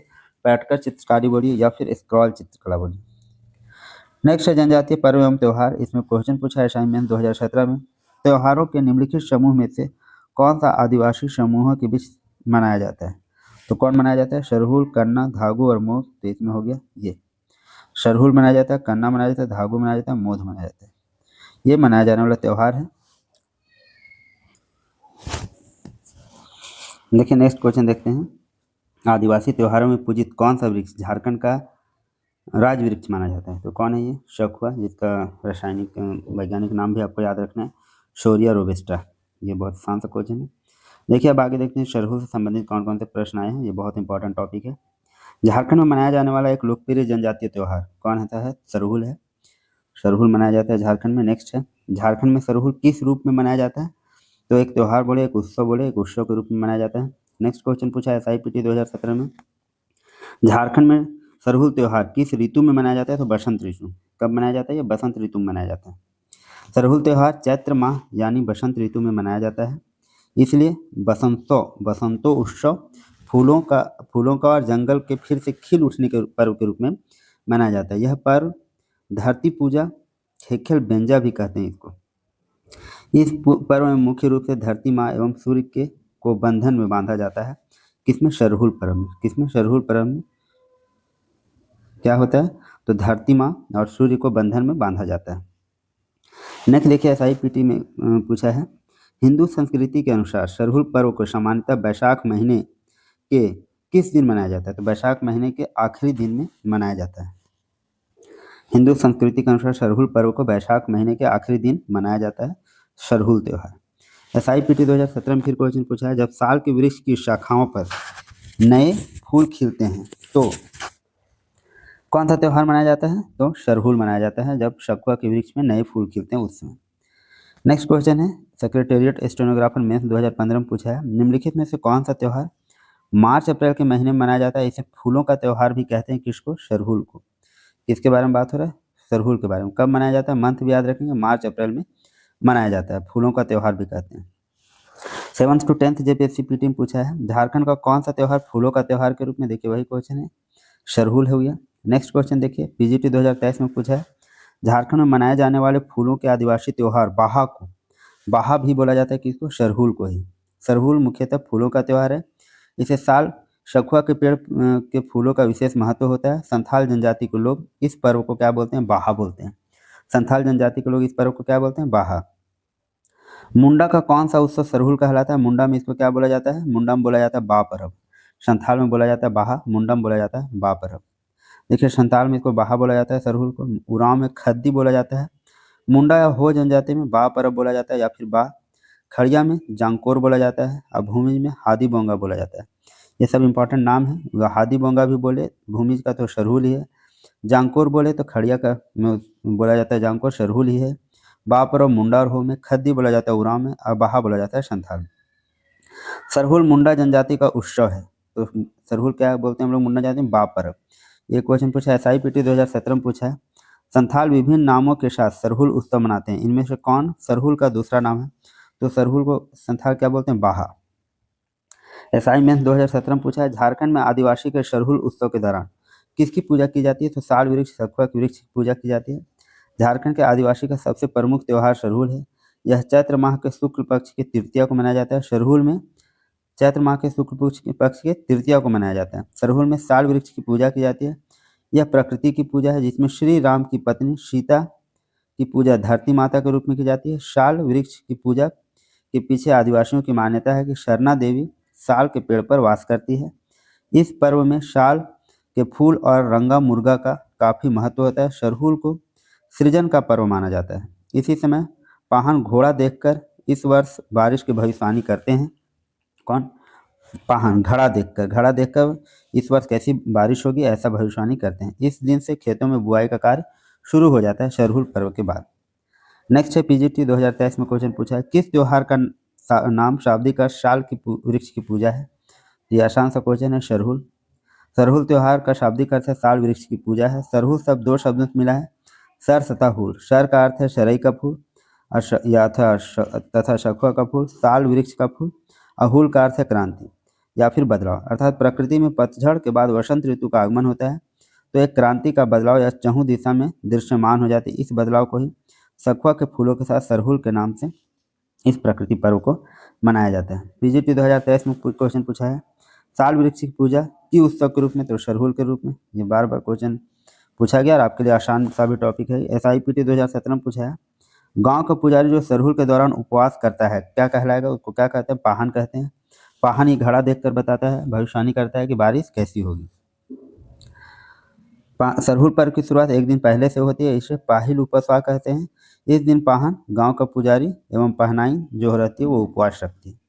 JEE 2012 में क्वेश्चन पूछा है किस त्योहार के दौरान गांव का पुजारी गांव के हर घर की छत या छप्पर पर साल के फूल रखता है? तो साल या शखुआ का फूल अगर आ गया तो आप समझ जाइएगा सरहुल। सरहुल 4 दिनों तक मनाया जाता है। पहला दिन मछली के अभिषेक किए हुए जल को घर में छिड़का जाता है। दूसरा दिन क्या किया जाता है? उपवास रखा जाता है। गांव के हर घर के छत पर साल के फूल रखा जाता है। पहला दिन क्या होता है? मछली के अभिषेक किए हुए जल को घर में छिड़का जाता है। दूसरा दिन हर घर की छत पर साल का फूल रखा जाता है। तीसरा दिन पाहन गांव का पुजारी द्वारा सरना पूजा के स्थल पर सरई के फूलों सखुए के खुंज की पूजा की जाती है तथा पाहन उपवास रखता है। और चौथा दिन गिड़िवा नामक स्थान पर सरहुल फूल का विसर्जन कर दिया जाता है। ये 4 दिन का त्यौहार है सरहुल। पहला दिन मछली के अभिषेक किए हुए जल को घर में छिड़का जाता है। दूसरा दिन जो है घर के हर छत पर साल का फूल खोसा जाता है। और तीसरा दिन जो है सरना पूजा की जाती है सखुआ के फूल की। और चौथा दिन जो है गिड़िवा नामक स्थान पर सरहुल फूल का विसर्जन कर दिया जाता है। यह है सरहुल त्यौहार। एक्साइज कांस्टेबल 2019 में देखिए क्वेश्चन क्या पूछा है निम्न कथन की सहायता से पर्व की पहचान करें। गांव का पुजारी मिट्टी के 3 पात्र लेता है, उन्हें ताजे पानी से भरता है। अगले दिन सवेरे वह मिट्टी के 3 पात्रों को देखता है कि इसमें पानी का स्तर घट गया। यदि पानी का स्तर घट गया तो अकाल की भविष्यवाणी करता है और पानी का स्तर सामान्य है तो उस वक्त उत्तम वर्षा का संकेत करता है, मतलब घड़ा देखकर मौसम की भविष्यवाणी करता है। ये त्यौहार का बात हो रहा है सरहुल का, हम लोग ये देख चुके हैं। नेक्स्ट है SIPT 2017 में क्वेश्चन पूछा है सरहुल पूजा के दौरान ग्रामीणों स्थान को घेरते हैं। ग्रामीण किस स्थान को घेरेंगे? सरना। किसमें? सरना। नेक्स्ट देखिए 5th JPSC और 11 to 13 JPSC में क्वेश्चन पूछा है झारखंड में आदिवासियों के फूलों का त्यौहार का नाम? बहुत आसान सा प्रश्न है, सरहुल है। नेक्स्ट देखिए अब इससे हम लोग संबंधित कर्मा से संबंधित प्रश्न देखते हैं कौन कौन से प्रश्न पूछे गए कर्मा से संबंधित। लैब असिस्टेंट 2023 में पूछा गया निम्नलिखित में से कौन सा झारखंड का एक आदिवासी त्यौहार है जो पर्यावरण की भलाई के साथ साथ कृषि समृद्धि से भी जुड़ा है? तो ये हम लोग बात कर रहे हैं किसका? कर्मा का, कृषि समृद्धि से भी जुड़ा है। मुंडा जनजाति में कर्मा की दो श्रेणियां हैं, राजकर्मा और देशकर्मा। राजकर्मा घर के आंगन में की जाने वाली पारिवारिक पूजा है। देशकर्मा जो है अखड़ा में की जाने वाली सामूहिक पूजा है। पूजा के दिन व्रती द्वारा उपवास रखा जाता है। पूजा स्थल पर कर्म वृक्ष की दो डालियां गाड़कर पूजा की जाती है। पाहन द्वारा कर्मा कथा, कर्मा एवं धर्मा दो भाइयों की जो कथा है वो सुनाई जाती है। मुंडाओं का विश्वास है कि इस पर्व पर कर्म गोसाई से जो भी वर मांगा जाता है वो पूरा हो जाता है। ये माना जाता है किनके द्वारा? मुंडाओं द्वारा। नेक्स्ट जेई 2012 में क्वेश्चन पूछा है, भाद्र महीने के शुक्ल पक्ष के 11वें दिन, ये आप लोग याद रखेंगे, भादो महीने के शुक्ल पक्ष के 11वें दिन कौन सा त्यौहार? तो करम त्यौहार मनाया जाता है। करम त्यौहार झारखंड का सर्वाधिक लोकप्रिय त्यौहार है। भादो के शुक्ल पक्ष के एकादशी को मनाया जाता है, जब पर यह पर्व बहन अपने भाइयों को सुख समृद्धि के लिए करती है। माता बनने पर कर्म नहीं करती है। कर्म के 7 दिन पहले बहनें नदी से स्वच्छ बालू एक टोकरी में लाती है। उसमें 7 प्रकार के अनाज अनाज हो गया जौ, मकई, गेहूँ, उड़द, कुर्थी, चना, मटर आदि बो देती है। एक सप्ताह पहले, कर्म के 7 दिन पहले ऐसा होता है, तथा पूरे विधि विधान से गीत गाकर जगाती है। कर्म पूजा के दिन भाई उपवास कर कर्म की 3 पूर्ण डाली काट कर लाता है। यद्यपि अखड़ा के लिए यह काम पाहन भी करता है। इस डाली को घर के आंगन में अखड़ा में गाड़ा जाता है, घर के आंगन या अखड़ा में गाड़ा जाता है तथा बहनें कर्म डाली की पूजा करती है। इस अवसर पर सभी कर्म की कथा सुनते हैं। इस कथा में कर्मा धर्मा की कथा सुनाई जाती है। ये हम लोग ये डिस्क्रिप्शन था कर्मा पूजा का। 5th जेपीएससी पीटी 2013 में पूछा गया है, हिंदू भाद्रपद मास में जनजातीय हिंदू में भादों में शुक्ल पक्ष की एकादशी को मनाया जाता है कौन? कर्मा। पंचायत सेक्रेटरी 2018 में पूछा, कर्मा त्यौहार के दिन श्रद्धालु लगभग का उपवास रखते हैं? तो कितने दिन का उपवास? 24 घंटे का उपवास रखते हैं। कर्मा त्यौहार के दिन श्रद्धालु 24 घंटे का उपवास रखते हैं। कर्म का त्यौहार आदिवासी सदान एकता, प्रेम एवं सहयोग का सर्वोत्तम उदाहरण प्रस्तुत करता है। इस त्यौहार में कर्म पूजा के दूसरे दिन कर्म राजा या गोसाई या देव को घर घर पूजा विदा कर नदी या तालाब में विसर्जित कर दिया जाता है। इस त्यौहार में जावा वितरित किया जाता है। वही जावा जो एक सप्ताह पहले बोया जाता है टोकरी वगैरह में। SIPT 2017 में क्वेश्चन पूछा गया, जनजातियों में होने वाली कर्मा पूजा हिंदू धर्म के किस तो रक्षाबंधन के समान हम लोग बोल सकते हैं, क्योंकि भाई बहन का त्यौहार है ये। नेक्स्ट है क्वेश्चन SI मैथ 2017 में पूछा है, कर्म देवता की पूजा कर्म त्यौहार पर होती है, जो कि देवता है, जो कि किसके देवता है भाई? तो शक्ति, यौवन और जवानी के देवता है। किनकी? कौन? कर्म देवता। कर्म पर झारखंड में मनाया जाने वाला एक फसल उत्सव है। यह शक्ति, यौवन और युवावस्था के देवता कर्म देवता की पूजा के लिए समर्पित है। यह अच्छी फसल स्वास्थ्य के लिए मनाया जाता है। यह पर्व भादो मास की एकादशी को मनाया जाता है। इसमें श्रद्धालु जो है उपवास के पश्चात कर्म वृक्ष की शाखा को घर आंगन में गाड़ते हैं तथा मिट्टी के हाथी घोड़े की मूर्तियां बनाकर कर्म देवता की पूजा करते हैं। यह पर्व आदिवासी और गैर आदिवासी समुदायों द्वारा मनाया जाता है, दोनों के द्वारा। पंचायत सेक्रेटरी 2018 में पूछा है, त्योहार शक्ति, युवा अवस्था, यौवन के देवता। ये क्वेश्चन उसी को उल्टा करके पूछा है, तो कर्म त्योहार की बात कर रहे हैं। कर्म नाम किस चीज को दर्शाता है? तो कर्म एक पेड़ को दर्शाता है। नेक्स्ट देखिए जावा से संबंधित कौन कौन से प्रश्न SI मैथ 2017 में क्वेश्चन पूछा है, निम्नलिखित में से कौन सा त्यौहार अविवाहित आदिवासी लड़कियों द्वारा किया जाता है? अविवाहित आदिवासी लड़कियों द्वारा किया जाता है, तो वो किया जाता है जावा। जावा पर्व जो है अविवाहित, याद रखेंगे, अविवाहित आदिवासी लड़कियों द्वारा मनाया जाने वाला त्यौहार है। यह अच्छी प्रजनन क्षमता और बेहतर घर कुटुंब की उम्मीद के लिए मुख्य रूप से आयोजित किया जाता है। इस पर्व में अविवाहित लड़कियां उपजाऊ बीज के साथ एक छोटी टोकरी को सजाती है। ऐसी मान्यता है कि यह अनाज के अच्छे अंकुरण के लिए पूजा प्रजनन क्षमता में वृद्धि लाती है। इसमें लड़कियां कर्म देवता को हरी खीरा पेश करती है, जो बेटा के प्रतीक के रूप में होता है। कौन? खीरा, हरी खीरा जो पेश करती है वो बेटा के प्रतीक के रूप में होता है, जो कि इंसान के आदिम उम्मीद अर्थात अनाज और बच्चों को दर्शाती है। जावा उत्सव किनके द्वारा मनाया जाता है? तो देखिए अविवाहित कन्याएं आपके आंसर हो जाएंगी। कछपाल में मेंस में 2016 में पूछा, अच्छी प्रजनन क्षमता की उम्मीद और बेहतर कुटुंब के लिए झारखंड निम्नलिखित में कौन सा त्यौहार मनाया जाता है? तो हम लोग बात कर रहे हैं जावा की। नेक्स्ट है एक्साइज कांस्टेबल 2019 में पूछा गया, यह पर्व मुख्यतः अविवाहित जनजातीय बालिकाओं द्वारा उत्तम उर्वरता और परिवार की खातिर मनाया जाता है, तो हम लोग बात करें जावा, इसका करेक्ट आंसर होगा। SI मैथ 2017 में क्वेश्चन पूछा है, जावा त्यौहार इसकी उम्मीद में मनाया जाता है, किसकी उम्मीद में? तो अच्छी उर्वरता और बेहतर गृहस्थी की उम्मीद में मनाया जाता है। नेक्स्ट देखिए वंदना त्यौहार, एक्साइज इंस्पेक्टर 2012 और एक्साइज इंस्पेक्टर 2015 में पूछा गया, झारखंड में कार्तिक अमावस्या के दौरान निम्नलिखित में से कौन सा त्यौहार मनाया जाता है? कौन सा त्यौहार मनाया जाता है? वंदना। किस त्यौहार की बात कर रहे हैं? कार्तिक अमावस्या के दौरान वंदना मनाया जाता है। नेक्स्ट है पंचायत सेक्रेटरी 2018। कार्तिक माह में अमावस्या के कृष्ण पक्ष में, अमावस्या के कृष्ण पक्ष में मनाया जाने वाला सबसे प्रसिद्ध त्यौहार की बात हो रहा है, तो कौन सा है वो? वंदना। कार्तिक माह के अमावस्या के कृष्ण पक्ष में मनाया जाने वाला सबसे प्रसिद्ध त्यौहार है वंदना। नेक्स्ट देखिए एक्साइज कांस्टेबल में क्वेश्चन पूछा गया, कार्तिक महीने में काले चंद्रमा के दौरान मनाया जाने वाला सबसे प्रसिद्ध पर्व कौन सा है? तो ये है वंदना त्यौहार। एसआई मैथ 2017 में क्वेश्चन पूछा है, वंदना उत्सव मुख्य रूप से किस लिए मनाया जाता है? तो पशु के लिए। वंदना पर्व झारखंड के आदिवासियों और गैर आदिवासियों द्वारा मनाया जाने वाला एक महत्वपूर्ण त्यौहार है। यह कार्तिक की अमावस्या तथा कुछ जगहों में यह जनवरी माह के दौरान प्रतिवर्ष मनाया जाता है। इस पर्व की शुरुआत ओहिरा गीत के साथ की जाती है। यह त्यौहार मुख्यतः पालतू जानवरों से संबंधित है। इसमें कपड़ों तथा गहनों से जानवरों को सजाया जाता है, साथ ही प्राकृतिक रंगों को जानवरों पर लोक कलाकृति भी अंकित की जाती है। नेक्स्ट देखिए स्पेशल ब्रांच 2019 में पूछा, यह त्यौहार मुख्यतः पशुओं के लिए मनाया जाता है। तो हम लोग बात कर रहे हैं वंदना त्यौहार की। वंदना त्यौहार का संबंध किससे? पशुधन से। इस त्यौहार के पहले दिन सभी किसान अपने पशुओं को नहलाते हैं, इसलिए इस दिन को धौवा के नाम से जाना जाता है। क्या नाम जाना जाता है? धौवा नाम से भी जाना जाता है। पहले दिन को, जिस दिन पशु को नहलाया जाता है, उस दिन को धौवा नाम से जाना जाता है। कांस्टेबल 2016 में क्वेश्चन पूछा, निम्नलिखित में से किस जनजातीय त्यौहार को झारखंड के 9 वर्ष के रूप में मनाया जाता है? तो 9 वर्ष के, झारखंड के 9 वर्ष के रूप में मनाया जाने वाला त्यौहार भी कौन है? तो ये वंदना है। नेक्स्ट देखिए भक्ता से कौन कौन से प्रश्न आए आजादी 2017 में। झारखंड के तमाड़ क्षेत्र में बसंत और गर्मी के काल के दौरान कौन सा त्यौहार मनाया जाता है?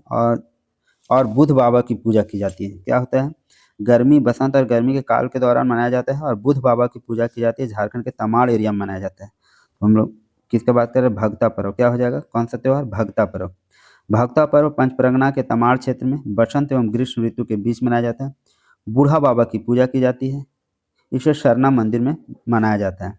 एक परंपरा के अनुसार उपवास रखकर गांव के पुजारी को कंधे में उठाकर पूजा हेतु सरना मंदिर ले जाया जाता है। किस त्योहार में? तो भक्ता पर्व में। भक्ता पर्व में मनाया जाता है। भक्ता पर्व कहाँ मनाया जाता है? सरना मंदिर में। भक्ता पर्व बसंत एवं ग्रीष्म ऋतु के मध्य मनाया जाता है। आदिवासी लोगों में भक्ता पर्व को बूढ़ा बाबा की पूजा के रूप में जाना जाता है। इस दिन लोग क्या करते हैं? उपवास रखते हैं तथा गांव के पुजारी को क्या करते हैं? कंधे पर उठाकर सरना मंदिर ले जाते हैं। इस पर्व में भक्त अपने त्वचा पर हुक लगाते हैं और एक साल की पेड़ से लटके पोल की छोर से खुद को बांध लेते हैं। भक्ता पर्व में क्या करते हैं? अपनी त्वचा पर हुक लगाते हैं और एक साल के पेड़ से लटके पोल की छोर से खुद को बांध लेते हैं। सबको के पेड़ पर एक पोल लटका होता है, खुद को बांध। सर्वाधिक ऊंचाई 40 फीट तक जाती है। रस्सी से जुड़े हुए पोल के दूसरे छोर के लोग ध्रुव के पास खींच लेते हैं और रस्सी से बंधे भक्त आकाश में अद्भुत नृत्य करते हैं।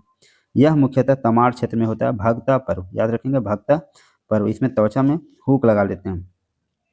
नेक्स्ट है टूसू। टूसू त्यौहार के बारे में देखते हैं। एसआई मैथ 2017 में क्वेश्चन पूछा, सर्दियों के दौरान खाली जगह के मास के अंतिम दिन पर टूसू नामक त्यौहार फसल कटने के बाद मनाया जाता है। तो टूसू नामक त्यौहार जो है पौष मास के अंतिम दिन पर टूसू नामक त्यौहार फसल कटने के बाद मनाया जाता है, पौष मास में। नेक्स्ट है SIPT 2017 में पूछा, टूसू महोत्सव निम्नलिखित त्योहारों में से किसके साथ मनाया जाता है? तो टूसू महोत्सव मनाया जाता है मकर संक्रांति के साथ। टूसू पर्व टूसू नामक सुंदरी की स्मृति में मनाया जाता है। यह पर्व प्रेम प्रदर्शन, विनयशीलता, नारी की स्मिता और मर्यादा का प्रतीक है। शीतकाल के इस उत्सव को अगहन संक्रांति से लेकर मकर संक्रांति तक लड़कियां मनाती है। इसे मकर पर्व के नाम से भी जाना जाता है। किसको? टूसू पर्व को। लैब असिस्टेंट 2023 में पूछा, निम्नलिखित में से किस त्योहार को मकर के नाम से जाना जाता है? तो हम लोग का हो जाएगा टूसू पर्व। नेक्स्ट क्वेश्चन है, झारखंड में निम्नलिखित में से कौन से त्यौहार में लड़कियां रंगीन कागज से लकड़ी बांस से के एक फ्रेम को सजाती है और आसपास के पहाड़ी नदी को भेंट कर देती है? तो ये ऐसा करती है टूसू पर्व में। टूसू पर्व की ऐतिहासिकता टूसू नामक एक सुंदरी के व्याख्यान से जुड़ा है, जो एक गरीब किसान की बेटी थी। उसकी सुंदरता की चर्चा से प्रभावित होकर राजा उसे अपने महल में लाना चाहता था, जिसके लिए वह तैयार नहीं थी।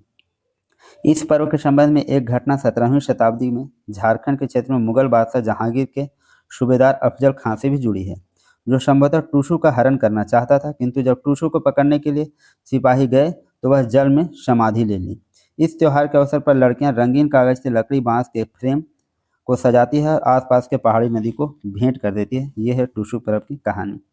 नेक्स्ट है JEE 2012 में क्वेश्चन पूछा गया, किस त्योहार में अविवाहित युवतियां एक लकड़ी बांस के सुसज्जित चौखट को रंगीन कागज से सजाकर पास की नदी में समर्पित करती है। तो हम बात कर रहे हैं टूसू पर्व की। टूसू पर्व के संबंध में अनेक मान्यताएं प्रचलित है, जिसके अनुसार टूसू एक गरीब कुर्मी कृषक की सुंदर कन्या थी। उसकी सुंदरता के चर्चे पूरे गांव में थे, राज्य में थे। राज्य के क्रूर राजा उसे पाना चाहता था, किंतु वह उसे गिरफ्त में नहीं आई और उसने उफनती नदी में कूदकर अपनी जान दे दी। इस तरह वो शहीद हो गई। टूसू का पर्व साहसी युवती की कुर्बानी की याद में मनाया जाता है। टूसू की प्रतिमा का नदी में विसर्जन कर एक तरह से समाज उसे अपनी श्रद्धांजलि अर्पित करता है। ऐसा होता है टूसू पर्व में। इस त्योहार में अविवाहित युवतियां एक लकड़ी बांस के सुसज्जित चौखट को रंगीन कागज से सजाकर पास की नदी को क्या करती है, समर्पित कर देती है। यह झारखंड के पंचपरगना, बुंडू, तमाड़, रायडी क्षेत्र का एक महत्वपूर्ण त्योहार है टूसू त्योहार। आइए नेक्स्ट क्वेश्चन देते हैं। सहायक आचार्य 2024 में पूछा गया कौन सा त्योहार झारखंड के बुंडू, तमाड़ और रायडी यही क्षेत्र के बारे में पूछा है। तो बुंडू, तमाड़ और रायडी क्षेत्र में कौन सा त्योहार है, तो टूसू त्योहार, टूसू पर्व या मकर संक्रांति से संबंधित है। नेक्स्ट देखिए हल पुनिया, इससे संबंधित कौन कौन से प्रश्न आए। एसआई मेंस में पूछा गया है।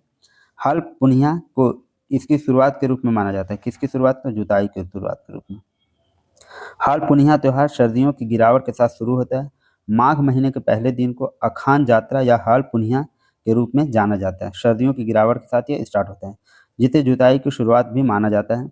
किसान इस अवसर पर कृषि भूमि को 2.5 चक्कर हल चलाते हैं।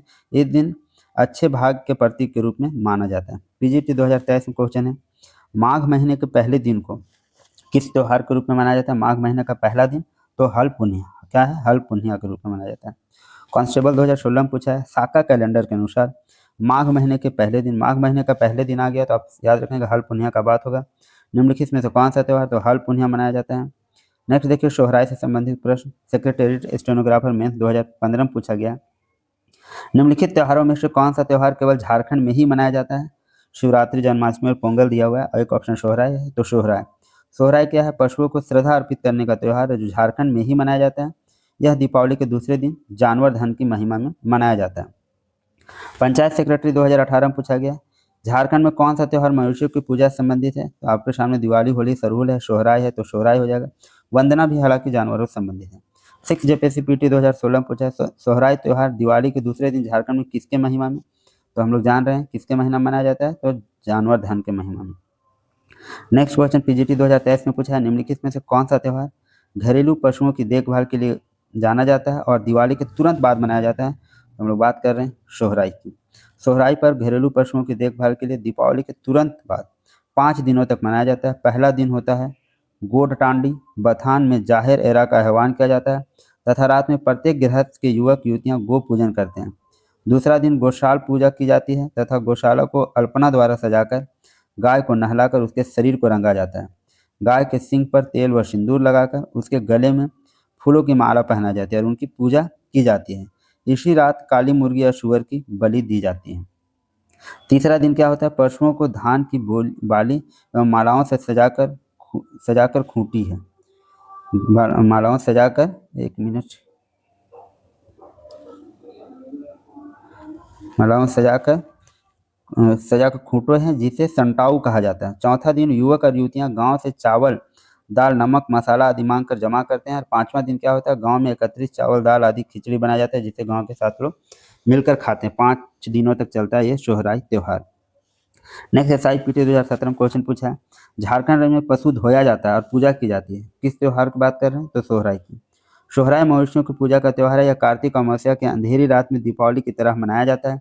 इसमें घर की कृषि पशुओं को नदी तालाब में नहलाकर गौशाले का श्रृंगार कर प्रवेश पथ में अल्पना बनाकर प्रवेश कराया जाता है। पूर्व रात्रि में पशुओं की सींगों पर घी, तेल, सिंदूर लगाया जाता है। इसी रात काली मुर्गी या सुअर की बलि दी जाती है। इस पर्व के अवसर पर अखरा या ग्राम सीमा पर डाहिर मेला भी लगाया जाता है। मुख्यतः 5 दिनों का यह त्योहार है। नेक्स्ट है पीजीटी 2023 में क्वेश्चन पूछा है, निम्नलिखित में से किस त्योहार में सांडों की लड़ाई का आयोजन किया जाता है। सांडों का लड़ाई का आयोजन भी किया जाता है किसमें, सोहराय में। नेक्स्ट क्वेश्चन है एसआईपीटी 2017 पूछा है, संथाल जनजाति का कौन सा त्योहार सोहराय कहलाता है। तो संथाल जनजाति का कौन सा त्योहार को सोहराय कहते हैं, किसानी त्योहार। यह मनाया जाता है कब, तो जनवरी फरवरी पौष माह में मनाया जाता है। संथाल जनजाति का किसानी त्योहार सोहराय कहलाता है। सोहराय पर्व जो है पौष माह में मनाया जाता है, धान कटनी के समाप्त होने के बाद। ये आप क्वेश्चन ये ध्यान रखेंगे। संथाल जनजाति का कौन सा त्यौहार सोहराई कहलाता है? तो किसानी त्यौहार है, ये पोष माह में मनाया जाता है। यह संथाल जनजाति का सबसे बड़ा त्यौहार है, यह भी 5 दिनों तक चलता है। नेक्स्ट है जनी शिकार। SIPT 2017 में पूछा है सेंद्रा क्या है? सेंद्रा क्या है? वार्षिक सामूहिक शिकार है सेंद्रा। जनी शिकार त्योहार के दौरान महिलाओं द्वारा सामूहिक रूप से पुरुषों का वेश धारण करके परंपरागत हथियार से जानवरों का शिकार किया जाता है। इस दौरान महिलाएं बच्चों को बेतरा मतलब पीठ पर बांधने वाले कपड़े में बांध लेती है। वे अपनी पीठ पर बांध कर शिकार के लिए निकलती है। 12 वर्षों के अंतराल पर मनाया जाता है क्या? सेंद्रा या फिर जनी शिकार। नेक्स्ट है झारखंड के किस त्योहार का आयोजन 12 वर्षों में एक बार किया जाता है? तो जनी शिकार। नेक्स्ट है VLW 2012 में पूछा है निम्नलिखित में से कौन से त्योहारों के दौरान जनजातीय महिलाएं पूरे दिन पुरुष के कपड़े पहनकर पशुओं का शिकार करती है? तो हम लोग बात कर रहे हैं मुक्का सेंद्रा बोल सकते हैं इसको। मुक्का सेंद्रा के दौरान जनजातीय महिलाएं पूरे दिन पुरुष के कपड़े पहनकर पशुओं का शिकार करती है, इसको जनी शिकार भी कहते हैं। देखिए सेंद्रा से फिर क्वेश्चन है SIPT 2017 में वार्षिक सामूहिक शिकार उत्सव का नाम है सेंद्रा। इसका डिस्क्रिप्शन देख लेते हैं। सेंद्रा वार्षिक सामूहिक शिकार उत्सव का नाम है। सेंद्रा का शाब्दिक अर्थ शिकार होता है। यह उरांव की संस्कृति और परंपरा इतिहास का जीवित साक्ष्य है। यह एक ऐसा पर्व है जो उनकी आत्मरक्षा, युद्ध विद्या, भोजन एवं अन्य जरूरतों को पूरा करता है। उरांव जनजाति के बीच महिलाओं द्वारा भी शिकार खेलने की परंपरा है। इसे उरांव अपनी कुड़ुख भाषा में मुक्का सेंद्रा भी कहते हैं। सेंद्रा कई प्रकार के होते हैं। इनका आयोजन भी अलग अलग समय में अवसरों में होता है। जैसे फागु सेंद्रा का आयोजन फागुन महीने में होता है, जबकि बिशु सेंद्रा का महीना आयोजन वैशाख में होता है। सेंद्रा पर निकलने से पूर्व गांव का वाहन जो है पूजा पाठ करता है। SIPT 2017 में क्वेश्चन पूछा है सेंद्रा पर्व जनजाति का सांस्कृतिक धरोहर है। तो हम लोग जान रहे हैं किनका है? तो उरांव जनजाति का ये सांस्कृतिक धरोहर है सेंद्रा। बुरु देखिए इससे क्या क्वेश्चन पूछा है बुरु त्योहार से SIPT में। बुरु पर्व सामान्यतः किस माह में मनाया जाता है? यह मनाया जाता है दिसंबर में। बुरु पर्व सामान्यतः अगहन दिसंबर में मनाया जाता है। यह पर्व देवता को समर्पित है। नेक्स्ट देखिए हरियाण। इससे क्या क्वेश्चन पूछा है? SIPT 2017 में पूछा है सावन के महीने में किस तरह का त्यौहार मनाया जाता है? तो सावन में बहुत हरियाली होती है, ऐसे याद रखेंगे। हरियाण त्यौहार जो है सावन में ही मनाया जाता है। हरियाण पर्व सावन महीने में मनाया जाता है जब धान के पौधे कुछ बड़े हो जाते हैं। धान के पौधे की सुरक्षा एवं वृद्धि के लिए पर्व मनाया जाता है हरियाण। नेक्स्ट है मंडा पर्व से संबंधित SIPT 2017 में क्वेश्चन पूछा है। मंडा पर्व में भगवान किसका पूजा होता है? तो भगवान महादेव शिव की पूजा होती है। मंडा पर्व वैशाख माह के अक्षय तृतीया से आरंभ होता है। महादेव शिव की पूजा महादेव मंडा में होती है। इस पर्व में घर का एक सदस्य जो व्रती होता है उसको क्या कहते हैं? भक्ता कहलाता है। उसकी माँ या बहन उपवास रखती है, जिसे शोकताइन कहा जाता है। भक्ता जो होता है, जो व्रती होता है भक्ता, उसकी माँ या बहन उपवास रखती है, जिसको क्या कहते हैं? शोकताइन कहते हैं।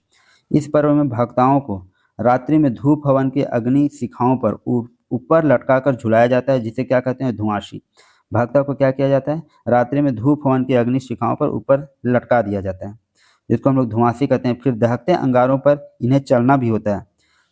नीचे आग लगा हुआ था कोयला को, उसमें चलना भी होता है, जिसे फूलखुंदी कहते हैं। इस पर्व में शिव की आराधना की जाती है। किसमें? मंडा त्योहार में। JEE 2012 में क्वेश्चन है किस त्योहार में 9 दिन उपवास के बाद 10वें दिन उपासक जलते कोयले पर नंगे पांव चलते हैं? तो ये बात हो रहा है मंडा त्योहार का। मंडा पर्व उपासक 9 दिन उपवास के बाद 10वें दिन नंगे पैर कोयले पर चलते हैं।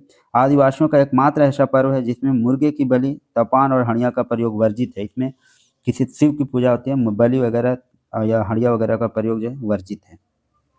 नेक्स्ट देखिए रोहिणी से कौन सा प्रश्न आया है? बीज बोने के त्यौहार को क्या कहा जाता है? तो बीज बोने के त्यौहार को हम लोग बोलते हैं रोहिणी। रोहिणी संभवतः झारखंड का पहला त्यौहार है। यह खेत में बीज बोने का पर्व है। किसान इस दिन बीज बोना शुरू करता है रोहिणी त्यौहार के समय। लेकिन अन्य आदिवासियों त्योहारों की तरह इसमें कोई नृत्य या गीत नहीं होता, बल्कि केवल कुछ रस्में होती हैं। रोहिणी के साथ मनाए जाने वाले अन्य त्यौहार हैं रजस्वाला, अम्बावती, अर्चित गोम्हा। VLW 2012 में पूछा निम्न में से कौन से त्योहार को झारखंड में बीज बोने का त्योहार के रूप में जाना जाता है? तो हम लोग बात कर रहे हैं रोहिणी की। नेक्स्ट PGT 2023 में पूछा है निम्नलिखित में से कौन सा त्यौहार झारखंड में किसानों द्वारा बीज बोने की शुरुआत के दिन को चिन्हित करने के लिए मनाया जाता है? तो कौन सा त्यौहार है? बात हो रहे हैं रोहिणी की। नेक्स्ट देखिए माघे पर्व है एक, इससे संबंधित कौन से प्रश्न आए? PGT 2023 में पूछा है झारखंड में मनाया जाने वाला एक जनजातीय फसल कटाई के बाद का त्यौहार है। तो फसल कटाई के बाद का त्यौहार है माघे पर्व। माघे पर्व नया कृषि वर्ष के प्रारंभ में माघ महीने में मनाया जाता है। माघे और माघ महीने में भी मनाया जाता है। इसके तहत कृषि में लगे धांगिरों को उनके प्राश्रमिक भुगतान के अलावा रोटी और पीठा देकर विदा किया जाता है माघे पर्व में। स्पेशल ब्रांच 2019 में क्वेश्चन पूछा है, दनशाई और सोहराई जहां युवा वर्ग करम की रात को गाता और नाचता है। टूसू फसल पर्व मुख्यतः अविवाहित कन्याओं द्वारा मनाया जाता है।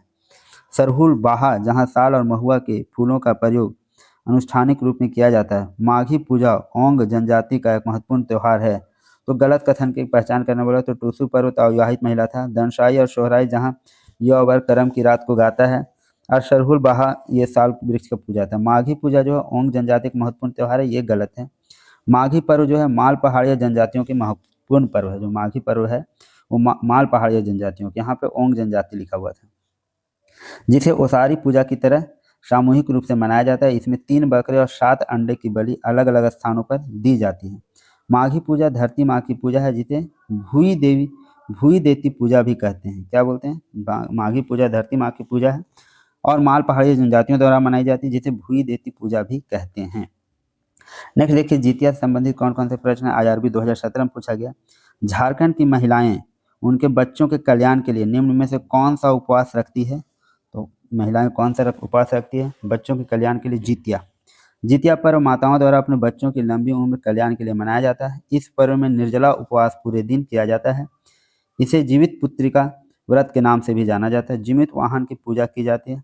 यह व्रत आश्विन माह के कृष्ण पक्ष अष्टमी को मनाया जाता है। आसान सा क्वेश्चन है, आप आंसर दे सकते हैं। देखिए, भैया दूज से प्रश्न पूछा गया। झारखंड में कौन सा त्यौहार ब्रदर्स एंड सिस्टर के पवित्र प्यार और स्नेह का है? तो भैया दूज यहाँ पे ऑप्शन था, भैया दूज होगा। करम त्यौहार भी है, रक्षाबंधन भी है। आसान सा ऑप्शन है, आप इसको आराम से मार सकते हैं। भाई दूज का त्यौहार कार्तिक महीने के शुक्ल पक्ष की द्वितीय तिथि को मनाया जाता है। इसे यम द्वितीया भी कहा जाता है।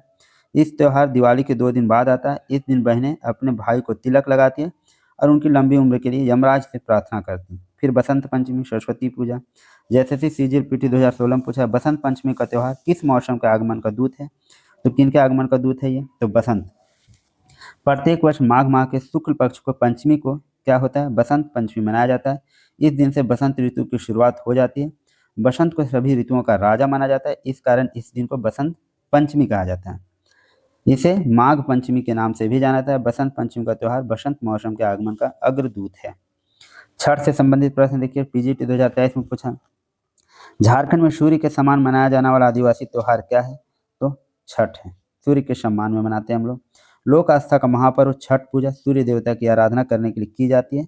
यह पर्व वर्ष में 2 बार होता है, एक बार चैत्र में, मार्च के समय, एवं कार्तिक में, अक्टूबर नवंबर के समय। लोक परंपरा के अनुसार सूर्य देव एवं छठी मैया का संबंध भाई बहन के समान है। यह पर्व 4 दिनों का होता है। पहला दिन कार्तिक शुक्ल चतुर्थी नहाय खाए। दूसरा दिन होता है जो दिन भर व्रती उपवास रखती है। शाम में प्रसाद ग्रहण होता है। तीसरे को खरना कहते हैं। तीसरा दिन होता है संध्या में डूबते हुए अर्घ्य देते हैं। और चौथा दिन होता है उगते हुए शुरू कर दिया जाता है, ये हम लोग जानते हैं। तथा प्रसाद ग्रहण कर व्रती अपना व्रत जो है पूर्ण करते हैं, ये हम लोग सारी चीज़ों को जानते हैं। कक्षपाल PT 2016 में क्वेश्चन पूछा गया, कौन सा त्यौहार झारखंड के सबसे महत्वपूर्ण त्योहारों में से एक मानी जाती है और वर्ष में 2 बार मार्च और नवंबर महीने में मनाई जाती है? तो ये बात हो रहा है छठ पूजा का। नेक्स्ट, जैसे CGL-PT और PGT 2023 में पूछा है, झारखंड की प्रसिद्ध छठ पूजा किस देवता की आराधना? तो आप जान रहे हो, सूर्य की आराधना होती है। नेक्स्ट, PGT 2023 में क्वेश्चन पूछा है, झारखंड में सूर्य के समान में आदिवासी पर्व छठ कब मनाया जाता है? तो हम लोग जान रहे हैं कब मनाया जाता है, तो मार्च में और नवंबर में मनाया जाता है। एक और क्वेश्चन है, BLW 2012 में, झारखंड में ठेकुआ किस रूप में जाना जाता है? तो ठेकुआ क्या है भाई? तो मिठाई के रूप में या महाप्रसाद बोल सकते हैं हम लोग इसको। ये क्या है? यद्यपि ठेकुआ श्रद्धेय प्रसाद है और यहाँ पे ऑप्शन मिठाई है, इसलिए मिठाई मानना पड़ेगा। चैत से संबंधित पंचायत सेक्रेटरी 2018 में पूछा, चैत पर्व किस महीने में मनाया जाता है? तो चैत पर्व मनाया जाता है आपका अप्रैल के महीने में। मेला देखिए, SIPT 2017 में पूछा, झारखंड के हजारीबाग जिले में निम्नलिखित में से कौन से मेला का आयोजन होता है? मेला के बारे में पूछा है, तो नरसिंह स्थान मेला जो है वो हजारीबाग में लगता है, कार्तिक पूर्णिमा के दिन लगता है। झारखंड के आदिवासी बहुल क्षेत्रों में मेले को जतरा कहा जाता है। मेले को क्या कहा जाता है? जतरा। इनका स्वरूप सामाजिक और सांस्कृतिक होता है, जिसमें झारखंड की संस्कृति के दर्शन किए जाते हैं। हजारीबाग के नरसिंह स्थान पर मेला का आयोजन है। यह मेला कार्तिक पूर्णिमा के अवसर पर लगता है। देखिए, BLW 2012 में पूछा, कुंदा मेला कहाँ लगता है? तो कुंदा मेला आपका लगता है प्रतापपुर चतरा में। कुंदा मेला चतरा जिला के प्रतापपुर में फागुन शिवरात्रि की लगती है। यह एक प्रसिद्ध पशु मेला है। नेक्स्ट है पंचायत सेक्रेटरी 2018 में, इनमें से कौन सा मेला हजारीबाग जिले के निकट हली और सिलावा में हर वर्ष माघ महीने में लगती है? तो ये सिलवार पहाड़ में लगता है। हजारीबाग जिला मुख्यालय से लगभग 9 किलोमीटर दूर स्थित सिलवार पहाड़ी पर प्रतिवर्ष आषाढ़ शुक्ल द्वितीय को जगन्नाथ भगवान की रथ यात्रा मेला लगता है। 1952 से यहाँ मेला लगना शुरू हुआ है। तो सिलवार में लगता है। और कौन सा मेला लगता है? तो रथ यात्रा यहाँ पे लगता है। नेक्स्ट असाइनमेंट 2017 में क्वेश्चन पूछा, लावालौंग मेला का आयोजन झारखंड के किस जिले में? तो लावालौंग कहाँ है आपका? चतरा में है। चतरा जिला होगा आंसर। लावालौंग मेला चतरा जिले में लगता है। अगहन पूर्णिमा के अवसर पर लगने वाले इस मेले की शुरुआत कब से हुई है? 1880 में। लावालौंग मेला जो है अगहन पूर्णिमा के अवसर पर लगने का शुरुआत हुआ है। झारखंड के सबसे बड़े और सबसे लोकप्रिय पशु मेले में से ये एक है। अब हम लोग देखने वाले हैं जनजातीय शासन व्यवस्था। इससे कौन कौन से प्रश्न पूछे गए एग्जाम में? असाइनमेंट 2017 में पूछा, आदिवासी गांव में हॉकर का क्या काम है? तो हॉकर का काम क्या है? तो सूचना के प्रचार के लिए ये रहता है हॉकर। सूचना का प्रचार करना ये काम है हॉकर का।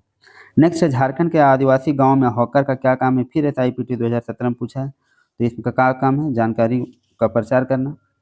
नेक्स्ट है 6 जेपीएससीपीटी 2016 में पूछा है, मुंडा मानकी व्यवस्था को किस अंग्रेज पदाधिकारी ने मंजूरी दिया था? ऐसा क्वेश्चन पूछा है। तो मुंडा मानकी व्यवस्था को मंजूरी कौन दिया था? Thomas Wilkinson. हो जनजाति की पारंपरिक शासन व्यवस्था है मुंडा मानकी शासन व्यवस्था। ये आपके लिए इंपॉर्टेंट है। ये भी प्रश्न पूछा जा सकता है कि मुंडा मानकी शासन व्यवस्था किस जनजाति का है? तो आपका करेक्ट आंसर होगा हो जनजाति का है। यह भारत की पहली गणतांत्रिक व्यवस्था मानी जाती है। विल्किंसन रूल के अनुसार 1837 ईस्वी में इस शासन व्यवस्था को मान्यता कौन दिया था? थॉमस विल्किंसन द्वारा दी गया था 1837 में इसकी मान्यता। नेक्स्ट है 11 to 13 जेपीएससी 2024 में पूछा है, मुंडा मानकी शासन व्यवस्था में संबंधित निम्न में से कौन सा कथन सही नहीं होगा? ये पूछा है। मानकी का पद वंशानुगत होता है, बिल्कुल होता है। यदि मानकी बर्खास्त हो जाए तो उसके उत्तराधिकारियों को उनका हक नहीं मिलता, ये भी सही है। मुंडा को ग्राम प्रधान जबकि मानकी को पीड़ का प्रधान कहा जाता है, ये भी सही है। वसूली राजस्व में मानकी का कोई अंश या नहीं मिलता, ये गलत बात है, उसको भी अंश मिलता है।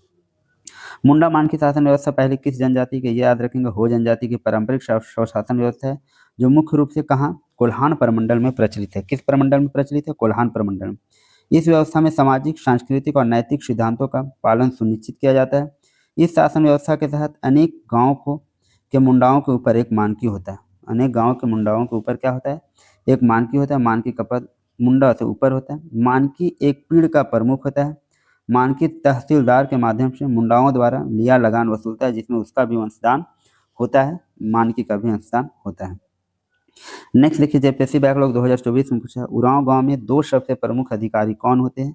तो दो सबसे प्रमुख अधिकारी होते हैं महतो और पाहन। महतो और पाहन, इसमें जेपीएससी में बहुत प्रश्न पूछे जाते हैं इस पॉइंट से, जनजातीय शासन व्यवस्था से। ध्यान से देखेंगे। उरांव गांव में दो सबसे प्रमुख अधिकारी हो गए महतो और पाहन। उरांव की पारंपरिक स्वशासन व्यवस्था पढ़ा पंचायत शासन व्यवस्था, ये भी पूछा जाएगा क्वेश्चन। पढ़ा पंचायत शासन व्यवस्था किससे? उरांव से। मुंडा मान की शासन व्यवस्था हो से।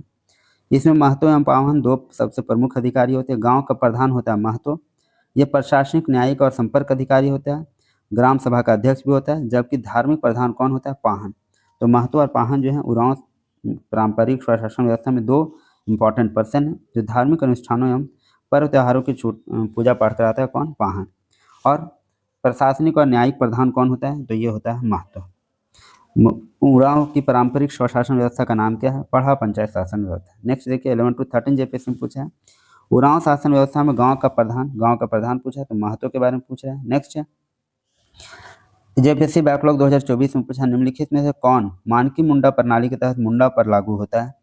तो मानकी मुंडा प्रणाली के तहत मुंडा पर लागू क्या होता है? तो मुंडा है ग्राम प्रधान।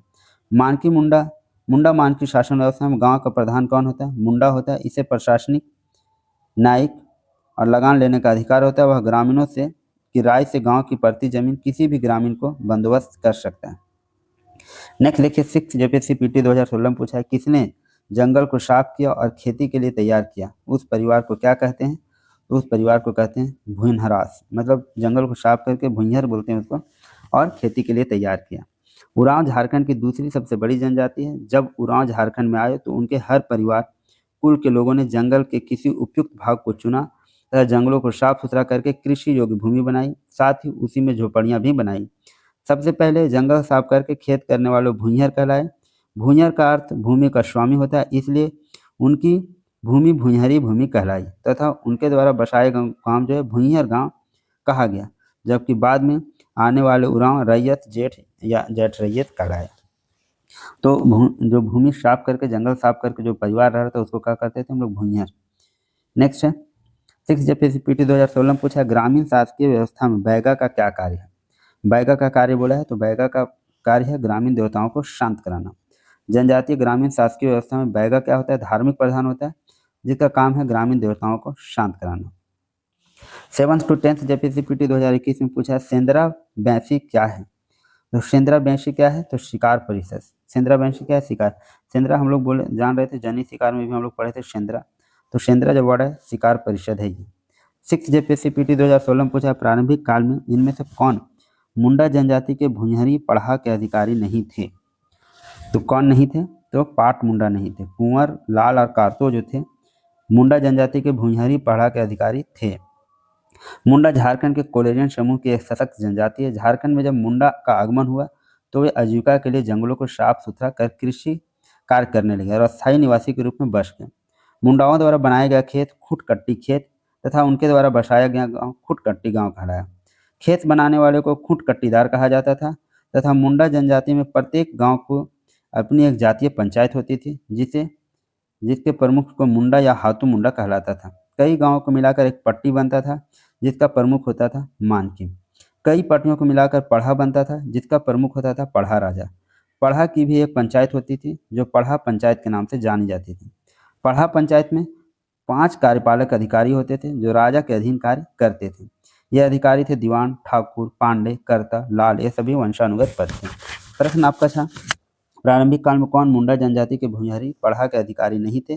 तो पढ़ा के अधिकारी आपके देखिए कौन कौन थे, दीवान थे, ठाकुर थे, पांडे थे, कुरकर्ता थे और लाल थे। तो यहाँ पे ऑप्शन दिया गया है, लाल हो गया, कुंवर हो गया, कार्तो हो गया, पाट मुंडा नहीं थे। तो हम लोग समझ रहे हैं कि खुटकट्टीदार कौन थे, खुटकट्टी गांव कौन था, मुंडा क्या थे, हाथू मुंडा क्या थे, ठीक है, मानकी क्या होते थे, पढ़ा राजा क्या होते थे, ये सारे डिस्कस हम लोगों ने अभी किया। फिर से आप चाहें तो वीडियो स्टॉप करके पढ़ सकते हैं।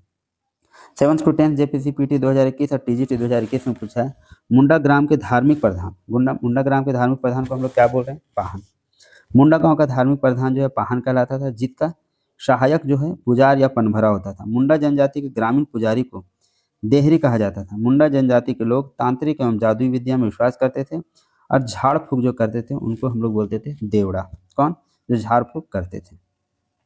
11 to 13 JPSC 2024 में पूछा गया, मुंडा शासन व्यवस्था में महतो निम्नलिखित में से किस भूमिका में रहते थे। तो महतो जो थे वो क्या काम था उनका, तो ग्रामीणों तक महत्वपूर्ण सूचनाएं पहुंचाना। किस शासन व्यवस्था का बात कर रहे हैं, मुंडा शासन व्यवस्था में। मुंडा शासन व्यवस्था में महतो मुंडा और पाहन का सहायक होता था। महतो मुंडा और पाहन का क्या होता था, महतो जो था मुंडा और पाहन का सहायक होता था। यह गांव में सूचना जारी करने का काम करता था। मुंडा के आदेश को समूचे गांव में किसी व्यक्ति विशेष को सूचना देना इसका प्रमुख कार्य था। किसका, महतो का। मुंडा शासन व्यवस्था में गांव के बाहर की सूचना भी मुंडा तक पहुंचाना इसका काम होता था। पुजारी पाहन की भी सहायता करता था। जेपीएससी बैकलॉग 2024 में पूछा है, मुंडा प्रशासनिक व्यवस्था में हाथू पंचायत का अध्यक्ष कौन होता है। हाथू पंचायत का अध्यक्ष होता है हाथू मुंडा। नेक्स्ट है, मुंडा गांव में पंचायत की बैठक के नामक स्थान में होती है। तो अखड़ा नामक स्थान में होती है पंचायत की बैठक। कहाँ पे, मुंडा गांव में। नेक्स्ट क्वेश्चन है 7th to 10th JPCPT 2021 में पूछा, पढ़ा पंचायत के प्रमुख को क्या बोलते हैं। तो पढ़ा राजा। अभी हम लोगों ने ऊपर देखा। पढ़ा पंचायत शासन व्यवस्था किनकी है, उरांव जनजाति से संबंधित है। यह मुंडा जनजाति की शासन व्यवस्था से मिलती जुलती है। कई गाँव जैसे 5, 7, 11, 21 या 22 गाँवों से मिलकर अंतर ग्रामीण पंचायत को हम लोग बोलते हैं पढ़ा। और पढ़ा पंचायत का प्रमुख जो होता है वो होता है पढ़ा राजा। कितने गांव मिलकर बनेंगे, तो 5, 7, 11, 21 और 22 गांव मिलकर जो बनता है उसको हम लोग बोलते हैं पढ़ा। और इसका जो प्रमुख होता है उसको पढ़ा राजा कहा जाता है। वैसे सभी मामलों जिसका निष्पादन ग्राम स्तर पर महतो द्वारा नहीं किया जा सके उसे पढ़ा राजा को हस्तांतरित किया जाता है। अगर महतो द्वारा नहीं सुलझाया जा सके तो हम लोग उसको पढ़ा राजा को हस्तांतरित करते हैं। पढ़ा पंचायत शासन व्यवस्था उरांव की शासन व्यवस्था है। जेपीएससी बैकलॉग 2024 में पूछा, उरांव की पढ़ा पंचायत की बैठक में खान पान का प्रबंध कौन करता है। तो खान पान का प्रबंध करने का काम है पनभरा का। कौन करता है, उरांव की जो पढ़ा पंचायत की बैठक होती है उसमें खान पान का प्रबंध कौन करेगा, पनभरा। नेक्स्ट देखिए 6 जेपीसी पीटी 2016 में पूछा है, संथालों के सामुदायिक व्यवस्था में मांझी का उप प्रधान कौन था? तो मांझी का उप प्रधान का नाम क्या था? तो प्राणिक। क्या नाम है? प्राणिक। संथाल जनजाति की शासन व्यवस्था में मांझी परगना शासन व्यवस्था कहलाती है। क्या? मांझी परगना शासन व्यवस्था किसकी है? तो संथाल जनजाति की। संथालों के प्रत्येक गांव में जातीय पंचायत होती है, जिसके प्रधान को हम लोग क्या बोलते हैं? मांझी। गांव में जो जातीय पंचायत होती है, प्रधान कहलाता है मांझी। मांझी को प्रशासनिक और न्यायिक अधिकार प्राप्त होते हैं। बिल्कुल। संथालों की सामुदायिक व्यवस्था में मांझी का उप प्रधान जो होता है उसको परमानिक या प्राणिक कहते हैं। तो मांझी का जो उप प्रधान जो मांझी की सहायता करे उसको उप मांझी भी कहा जा सकता है, प्राणिक भी कहा जा सकता है या परमानिक भी। क्वेश्चन था संथालों के सामुदायिक व्यवस्था में मांझी का उप प्रधान पूछा है, तो प्राणिक हो जाएगा करेक्ट आंसर। नेक्स्ट है 7th to 10th JPC PT 2021 में पूछा है, एक संथाल गांव में ग्राम प्रधान के सहायक को क्या कहते हैं हम लोग? संथाल गांव में, संथाल गांव का ही हम लोग पढ़ रहे थे मांझी परगना शासन व्यवस्था, और ग्राम प्रधान यहाँ पे था कौन? मांझी, और इसका सहायक को हम लोग प्राणिक या प्रमाणिक बोल रहे थे। ठीक है, नेक्स्ट हम लोग देखते हैं जेपीएससी बैकलॉग 2024 में पूछा है, संथाल गांव में धार्मिक प्रधान। अब धार्मिक प्रधान के बारे में पूछा है। संथाल गांव का धार्मिक प्रधान जो होता है वो कौन होता है? नाइके। संथाल गांव में धार्मिक पूजा पाठ नाइके संपन्न कराता है तथा धार्मिक अपराधों के मामलों पर अपना फैसला भी सुनाएगा नाइके। ये गांव के अंदर जितने भी देवी देवता हैं उसकी पूजा पाठ भी करता है कौन? नाइके। उप नाइके कुड़ाम नाइके होता है। उप नाइके जो होता है कुड़ाम नाइके होता है, मतलब जो नायक की सहायता करें। गांव के बाहर जितने भी देवी देवता हैं उनकी पूजा पाठ कुड़ाम नायके करता है। गांव के अंदर जो देवी देवता हैं उसका पूजा कौन करेगा? नायके। और गांव के बाहर जो देवी देवता है वो कुड़ाम नायके, जो कि सहयोगी होता है किसका? नायके का। 5 से 8 गाँव के मांझियों को देश मांझी कहा जाता है। यदि किसी मामला का फैसला मांझी नहीं कर सकता तो उस मामला को मांझी द्वारा देश मांझी के पास लाया जाता है। उसमें देश मांझी में 5 से कितने गांव होते हैं? 8 गांव। अगर मांझी जो है अपने गांव का मुख्य है, अगर वो नहीं कर पाता उसका फैसला तो उसको लेकर कहाँ पे? देश मांझी के पास लाया जाता है। 5 से लेकर 8 मांझी मिलकर मामला का फैसला करते हैं। इसे मोड़े मांझी भी कहा जाता है। ये है किसका शासन व्यवस्था? संथालों की शासन व्यवस्था, जिसे हम लोग क्या बोलते हैं? जिसे हम लोग बोलते हैं मांझी परगना शासन व्यवस्था, जो कि संथालों की है। नेक्स्ट क्वेश्चन देखिए, ढोकलो सोहर शासन व्यवस्था। इससे प्रश्न पूछा गया 7th to 10th JPC PT 2021 में। ढोकलो सोहर प्रशासनिक व्यवस्था किस आदिवासी से संबंधित है? ये है खड़िया से। बार बार आप रिवाइज करेंगे, बार बार इससे प्रश्न बनते हैं एग्जाम में और इससे प्रश्न आने निश्चित है। ढोकलो सोहर प्रशासनिक व्यवस्था किस आदिवासी संबंध है? तो ये संबंध है इसका खड़िया से। खड़िया जनजाति की पारंपरिक शासन व्यवस्था को हम लोग बोलते हैं ढोकलो सोहर शासन व्यवस्था। क्या? मांझी परगना शासन व्यवस्था किसका है? तो वह है संथालों की। और जब हम लोग बात कर रहे हैं अभी किसका? ढोकलो सोहर शासन व्यवस्था, ये किसकी? खड़िया की। जहाँ ढोकलो का अर्थ होता है बैठक और सोहर का अर्थ होता है अध्यक्ष। संपूर्ण खड़िया समाज बैठक को ढोकलो के नाम से जाना जाता है, जबकि इसके सभापति को क्या बोला जाता है? ढोकलो सोहर। सोहर मतलब अध्यक्ष, बैठक का जो अध्यक्ष हो। ढोकलो और सोहर इंपॉर्टेंट है, याद रखिए। जेपीएससी बैकलॉग 2024 में पूछा है, झारखंड की किस जनजाति की पारंपरिक शासन व्यवस्था को ढोकलो सोहर? तो क्या हो जाएगा? खड़िया। नेक्स्ट क्वेश्चन है 6 जेपीएससी पीटी 2016 में पूछा, कौन सा कथन ढोकलो सोहर महासमिति के लिए सही है? पंचायती राज इलेक्शन का विरोध, पंचायती राज का समर्थन, तो ये हो जाएगा पंचायती राज का समर्थन। खड़िया जनजाति शासन व्यवस्था को ढोकलो सोहर शासन व्यवस्था कहा जाता है। 1934-35 के आसपास अखिल भारतीय स्तर पर खड़िया समाज द्वारा पारंपरिक शासन व्यवस्था स्थापित की गई, जिसे पंचायती राज व्यवस्था का विरोध किया गया। क्या किया गया? क्या है यहाँ पे? पंचायती राज व्यवस्था का विरोध किया गया। पंचायती राज व्यवस्था को, इसको करेक्ट आंसर ए हो जाएगा। क्या बोल रहा है कि 1934-35 के आसपास अखिल भारतीय खड़िया समाज द्वारा पारंपरिक शासन व्यवस्था स्थापित की गई एवं पंचायती राज व्यवस्था का क्या किया गया था? विरोध किया गया था। ढोकलो सोहर शासन व्यवस्था याद रखेंगे। 11 to 13 जेपीसी 2024 में पूछा है, करटाहा का संबंध निम्न में से किससे है? तो करटाहा का संबंध है ढोकलो सोहर शासन व्यवस्था से। प्रधान महतो डिहुरी के कार्यों में मदद भगता करटाहा करता है। कौन? प्रधान हो गया, महतो हो गया, और डिहुरू कार्यों में मदद करने वाला आदमी जो है, इंसान है, जो भगत है या फिर करटा है। 20 से 25 गाँव के लोग मिलकर पंचायत के किसी योग्य व्यक्ति को 20 से 25 गांव के लोग मिलकर किसी योग्य व्यक्ति को करटाहा के पद पर नियुक्त करते हैं। ये हम लोग पढ़ रहे हैं ढोकलो सोहर शासन व्यवस्था के अंतर्गत करटाहा का पद। ग्रामीण प्रशासन के संचालन में इसकी महत्वपूर्ण भूमिका होती है। इस पद पर ईमानदार, न्यायप्रिय, बुद्धिमान, सामाजिक संस्कारों के जानकार व्यक्ति को ही नियुक्त किया जाता है। यह प्रत्येक गांव से जुड़ी घटना या समस्या की सूचना किसको देता है? शोहर को देता है। कौन? करटाहा। 20 से 25 गांव के लोग इसकी नियुक्ति करते हैं। यह पूजा पाठ द्वारा खड़िया परिवारों के शुद्धिकरण का कार्य भी करता है, जिसे भात भितार कहते हैं। इसका और काम क्या है? इसका और काम है कि पूजा पाठ के द्वारा खड़िया परिवारों का शुद्धिकरण करता है।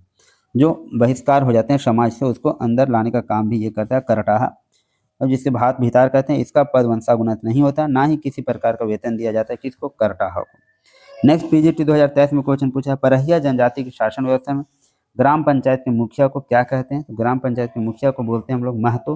परहिया जनजाति की शासन व्यवस्था में परहिया जनजाति की पारंपरिक जातीय पंचायत होती है, जिसे क्या बोलते हैं? पारंपरिक इसकी जातीय पंचायत होती है, जिसे भैयारी या जातीय गोठ कहा जाता है, तथा इसका प्रमुख जो होता है कौन होता है? महतो। परहिया जनजाति की पारंपरिक जातीय पंचायत होती है, जिसे आप क्या कहेंगे? भैयारी या जातीय गोठ कहेंगे। महतो की सहायता के लिए कहतो या खतो होता है। कौन पंचायत के बारे में पढ़ रहे हैं? परहिया जनजाति के बारे में पढ़ रहे हैं हम लोग। भैयारी या जातीय गोठ होता है इनका जातीय पंचायत। इनका प्रमुख हो गया महतो, और महतो की सहायता जो कर रहा है उसको बोलते हैं कहतो या खतो। क्या बोलते हैं? कहतो या खतो, ऐसा बोल रहे हैं। इसके अंतर्गत विवाद के निपटारे 8-10 गांवों को मिलाकर अंतर ग्रामीण पंचायत गठित होती है, जिसे कारा भैयारी कहते हैं। कारा भैयारी क्या हो गया? जातीय पंचायत हो गया भैयारी। और कारा भैयारी में क्या हो गया? 8 से 10 गांव इसमें मौजूद रहेंगे। कितने गांव रहेंगे मौजूद? 8 से 10 गांव। नेक्स्ट देखते हैं 11 to 13 जेपीएससी 2024 में पूछा गया नागवंशी शासन व्यवस्था के बारे में निम्न में से कौन सा कथन सही नहीं है? ये पूछा है। नागवंशियों ने परहा पंचायत को प्रशासकीय इकाई के रूप में स्वीकार किया, ये सही है। नागवंशियों ने परहा के पारंपरिक प्रमुख मानकी का पदनाम बदलकर ठाकुर कर दिया, ये सही नहीं है। नागवंशियों ने परहा का नाम बदलकर पट्टी कर दिया, ये सही है। भुंयहरी परहा में पंचायत एक अस्थायी संस्था थी, ये भी सही है। कौन गलत है? परहा का पारंपरिक प्रमुख मानकी का नाम बदलकर ठाकुर कर दिया, ये गलत था। नागवंशी शासन व्यवस्था। नागवंशी शासन तंत्र का प्रमुख क्या होता था? राजा होता था, परंतु नागवंशी शासक परंपरागत शासन व्यवस्था के साथ सामंजस्य बनाकर कार्य करते थे। नागवंशी शासक ने मुंडाओं की पढ़ा व्यवस्था को जारी रखा। पढ़ा को एक प्रशासनिक इकाई के रूप में ये मान्यता दिए थे। पढ़ा को क्या किया? तो पारंपरिक प्रशासनिक इकाई के रूप में मान्यता मिला था। पदनाम मानकी का पदनाम बदला नहीं गया था। नेक्स्ट है जेपीएससी बैकलॉग 2024 में नागवंशी शासन व्यवस्था में प्रशासन का प्रमुख जिम्मेदार कौन था? तो राजा था। हम लोग अभी ऊपर देखें। नेक्स्ट है 11 to 13 जेपीएससी 2024 में पूछा मांझी परगना शासन व्यवस्था में उप प्रधान कौन होता था? तो उप प्रधान जो होता था उसको हम लोग बोलते थे क्या? प्रमाणिक या प्राणिक बोलते थे। संथाल गांव का प्रमुख क्षेत्र थे, इन्हें उप मांझी का दर्जा था। प्रमाणिक या प्राणिक को मांझी के अनुपस्थिति प्रमाणिक ही मांझी का काम देखता था। प्रमाणिक किसी अपराध के मामले में दंड निश्चित करता था। दंड वही माना जाता था जो प्रमाणिक द्वारा निश्चित किया गया हो। नेक्स्ट 11 to 13 जेपीएससी 2024 में पूछा है पहाड़िया जनजाति व्यवस्था में गांव के प्रमुख को क्या कहा जाता था? तो पहाड़िया जनजाति व्यवस्था में गांव के प्रमुख को हम लोग बोलते थे मांझी। पहाड़िया जनजाति व्यवस्था में गांव के प्रमुख को मांझी कहा जाता था। मांझी गांव का प्रधान होता था। मांझी को खजाना वसूलने न्यायिक प्रशासनिक अधिकार प्राप्त है। कहीं कहीं मांझी गांव की धार्मिक पूजा आदि भी करते थे। नेक्स्ट क्वेश्चन है, ये देखिए बहुत इंपॉर्टेंट टॉपिक है आप लोगों को जेपीएससी के लिए, इससे क्वेश्चन आने ही आने हैं। 11 to 13 जेपीएससी 2024 में पूछा गया हिल खड़िया समाज पंचायत में सबसे बड़ी संस्था को क्या कहता है? तो हिल खड़िया समाज जो है वो क्या बोलता है? परहा। सबसे बड़ी संस्था को क्या बोलता है? परहा कहता है। 11 to 13 जेपीएससी 2024 में पूछा निम्नलिखित में से कौन गांव के प्रधान माने जाते हैं? कौन गांव के प्रधान माने जाते हैं? तो जेठ रैयत, जो ऑप्शन था उसके अकॉर्डिंग जेठ रैयत जो है गांव के प्रधान माने जाते थे। जेपीएससी बैकलॉग 2024 में पूछा निम्नलिखित में कौन सा अधिकारी मुंडा पढ़ा पंचायत की व्यवस्था का हिस्सा नहीं है? ऐसे पूछा। तो पढ़ा राजा भी है, ठाकुर भी है, दीवान भी है, नेगी जो है हिस्सा नहीं है। मुंडा शासन व्यवस्था का प्रमुख अधिकारी देखिए कौन कौन है? मुंडा है, पाहन है, पुजारी पाहन है, महतो है, पढ़ा राजा है, ठाकुर है, दीवान है, लाल है, पांडे है, पुरोहित है, घटवार है, चवार है, डोलाइत है, ब्रतकांज है, दरोगा ये है। नेगी कहीं का नहीं आया मुंडा शासन व्यवस्था में।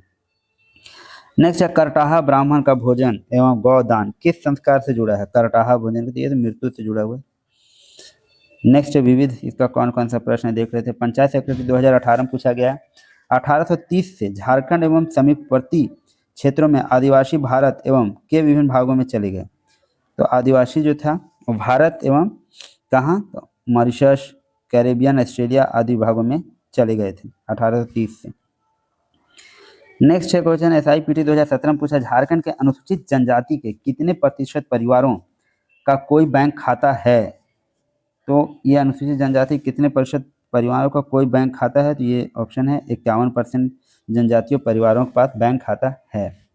SIPT 2017 में क्वेश्चन पूछा गया, झारखंड की जनजातीय जनसंख्या मुख्यतः किस धर्म का पालन करती है? तो जनजातीय जनसंख्या जो मुख्यतः हिंदू धर्म का पालन करती है। नेक्स्ट क्वेश्चन SI में 2017 में पूछा, झारखंड में आदिवासियों की समस्याओं के निराकरण के लिए राज्य में किस संस्था का गठन किया गया था? तो ये गठन किया गया था पंचायत का। जो आदिवासियों की समस्या होती थी, अभी हमने जो जनजातीय शासन व्यवस्था पढ़ा उसमें भी हम लोगों ने देखा पंचायत का गठन बहुत इंपॉर्टेंट था। और जनजातीय शासन व्यवस्था आप लोगों के लिए बहुत इंपॉर्टेंट है। आपके आने वाले एग्जाम JPSC मुझसे प्रश्न देखने को मिलेंगे ही, और जो क्वेश्चन पूछा गया कम से कम एटलीस्ट आप उतना तो कर ही लें, हालांकि पढ़ना पूरा डिटेल है। नेक्स्ट है, देखिए क्वेश्चन पूछा गया SIPT 2017 में, निम्नलिखित में से कौन सा जनजातियों के लिए विशेष केंद्रीय सहायता MCA की स्थापना का उद्देश्य है? तो ये क्या है? तो MCA की स्थापना का उद्देश्य SCA की स्थापना का उद्देश्य क्या है?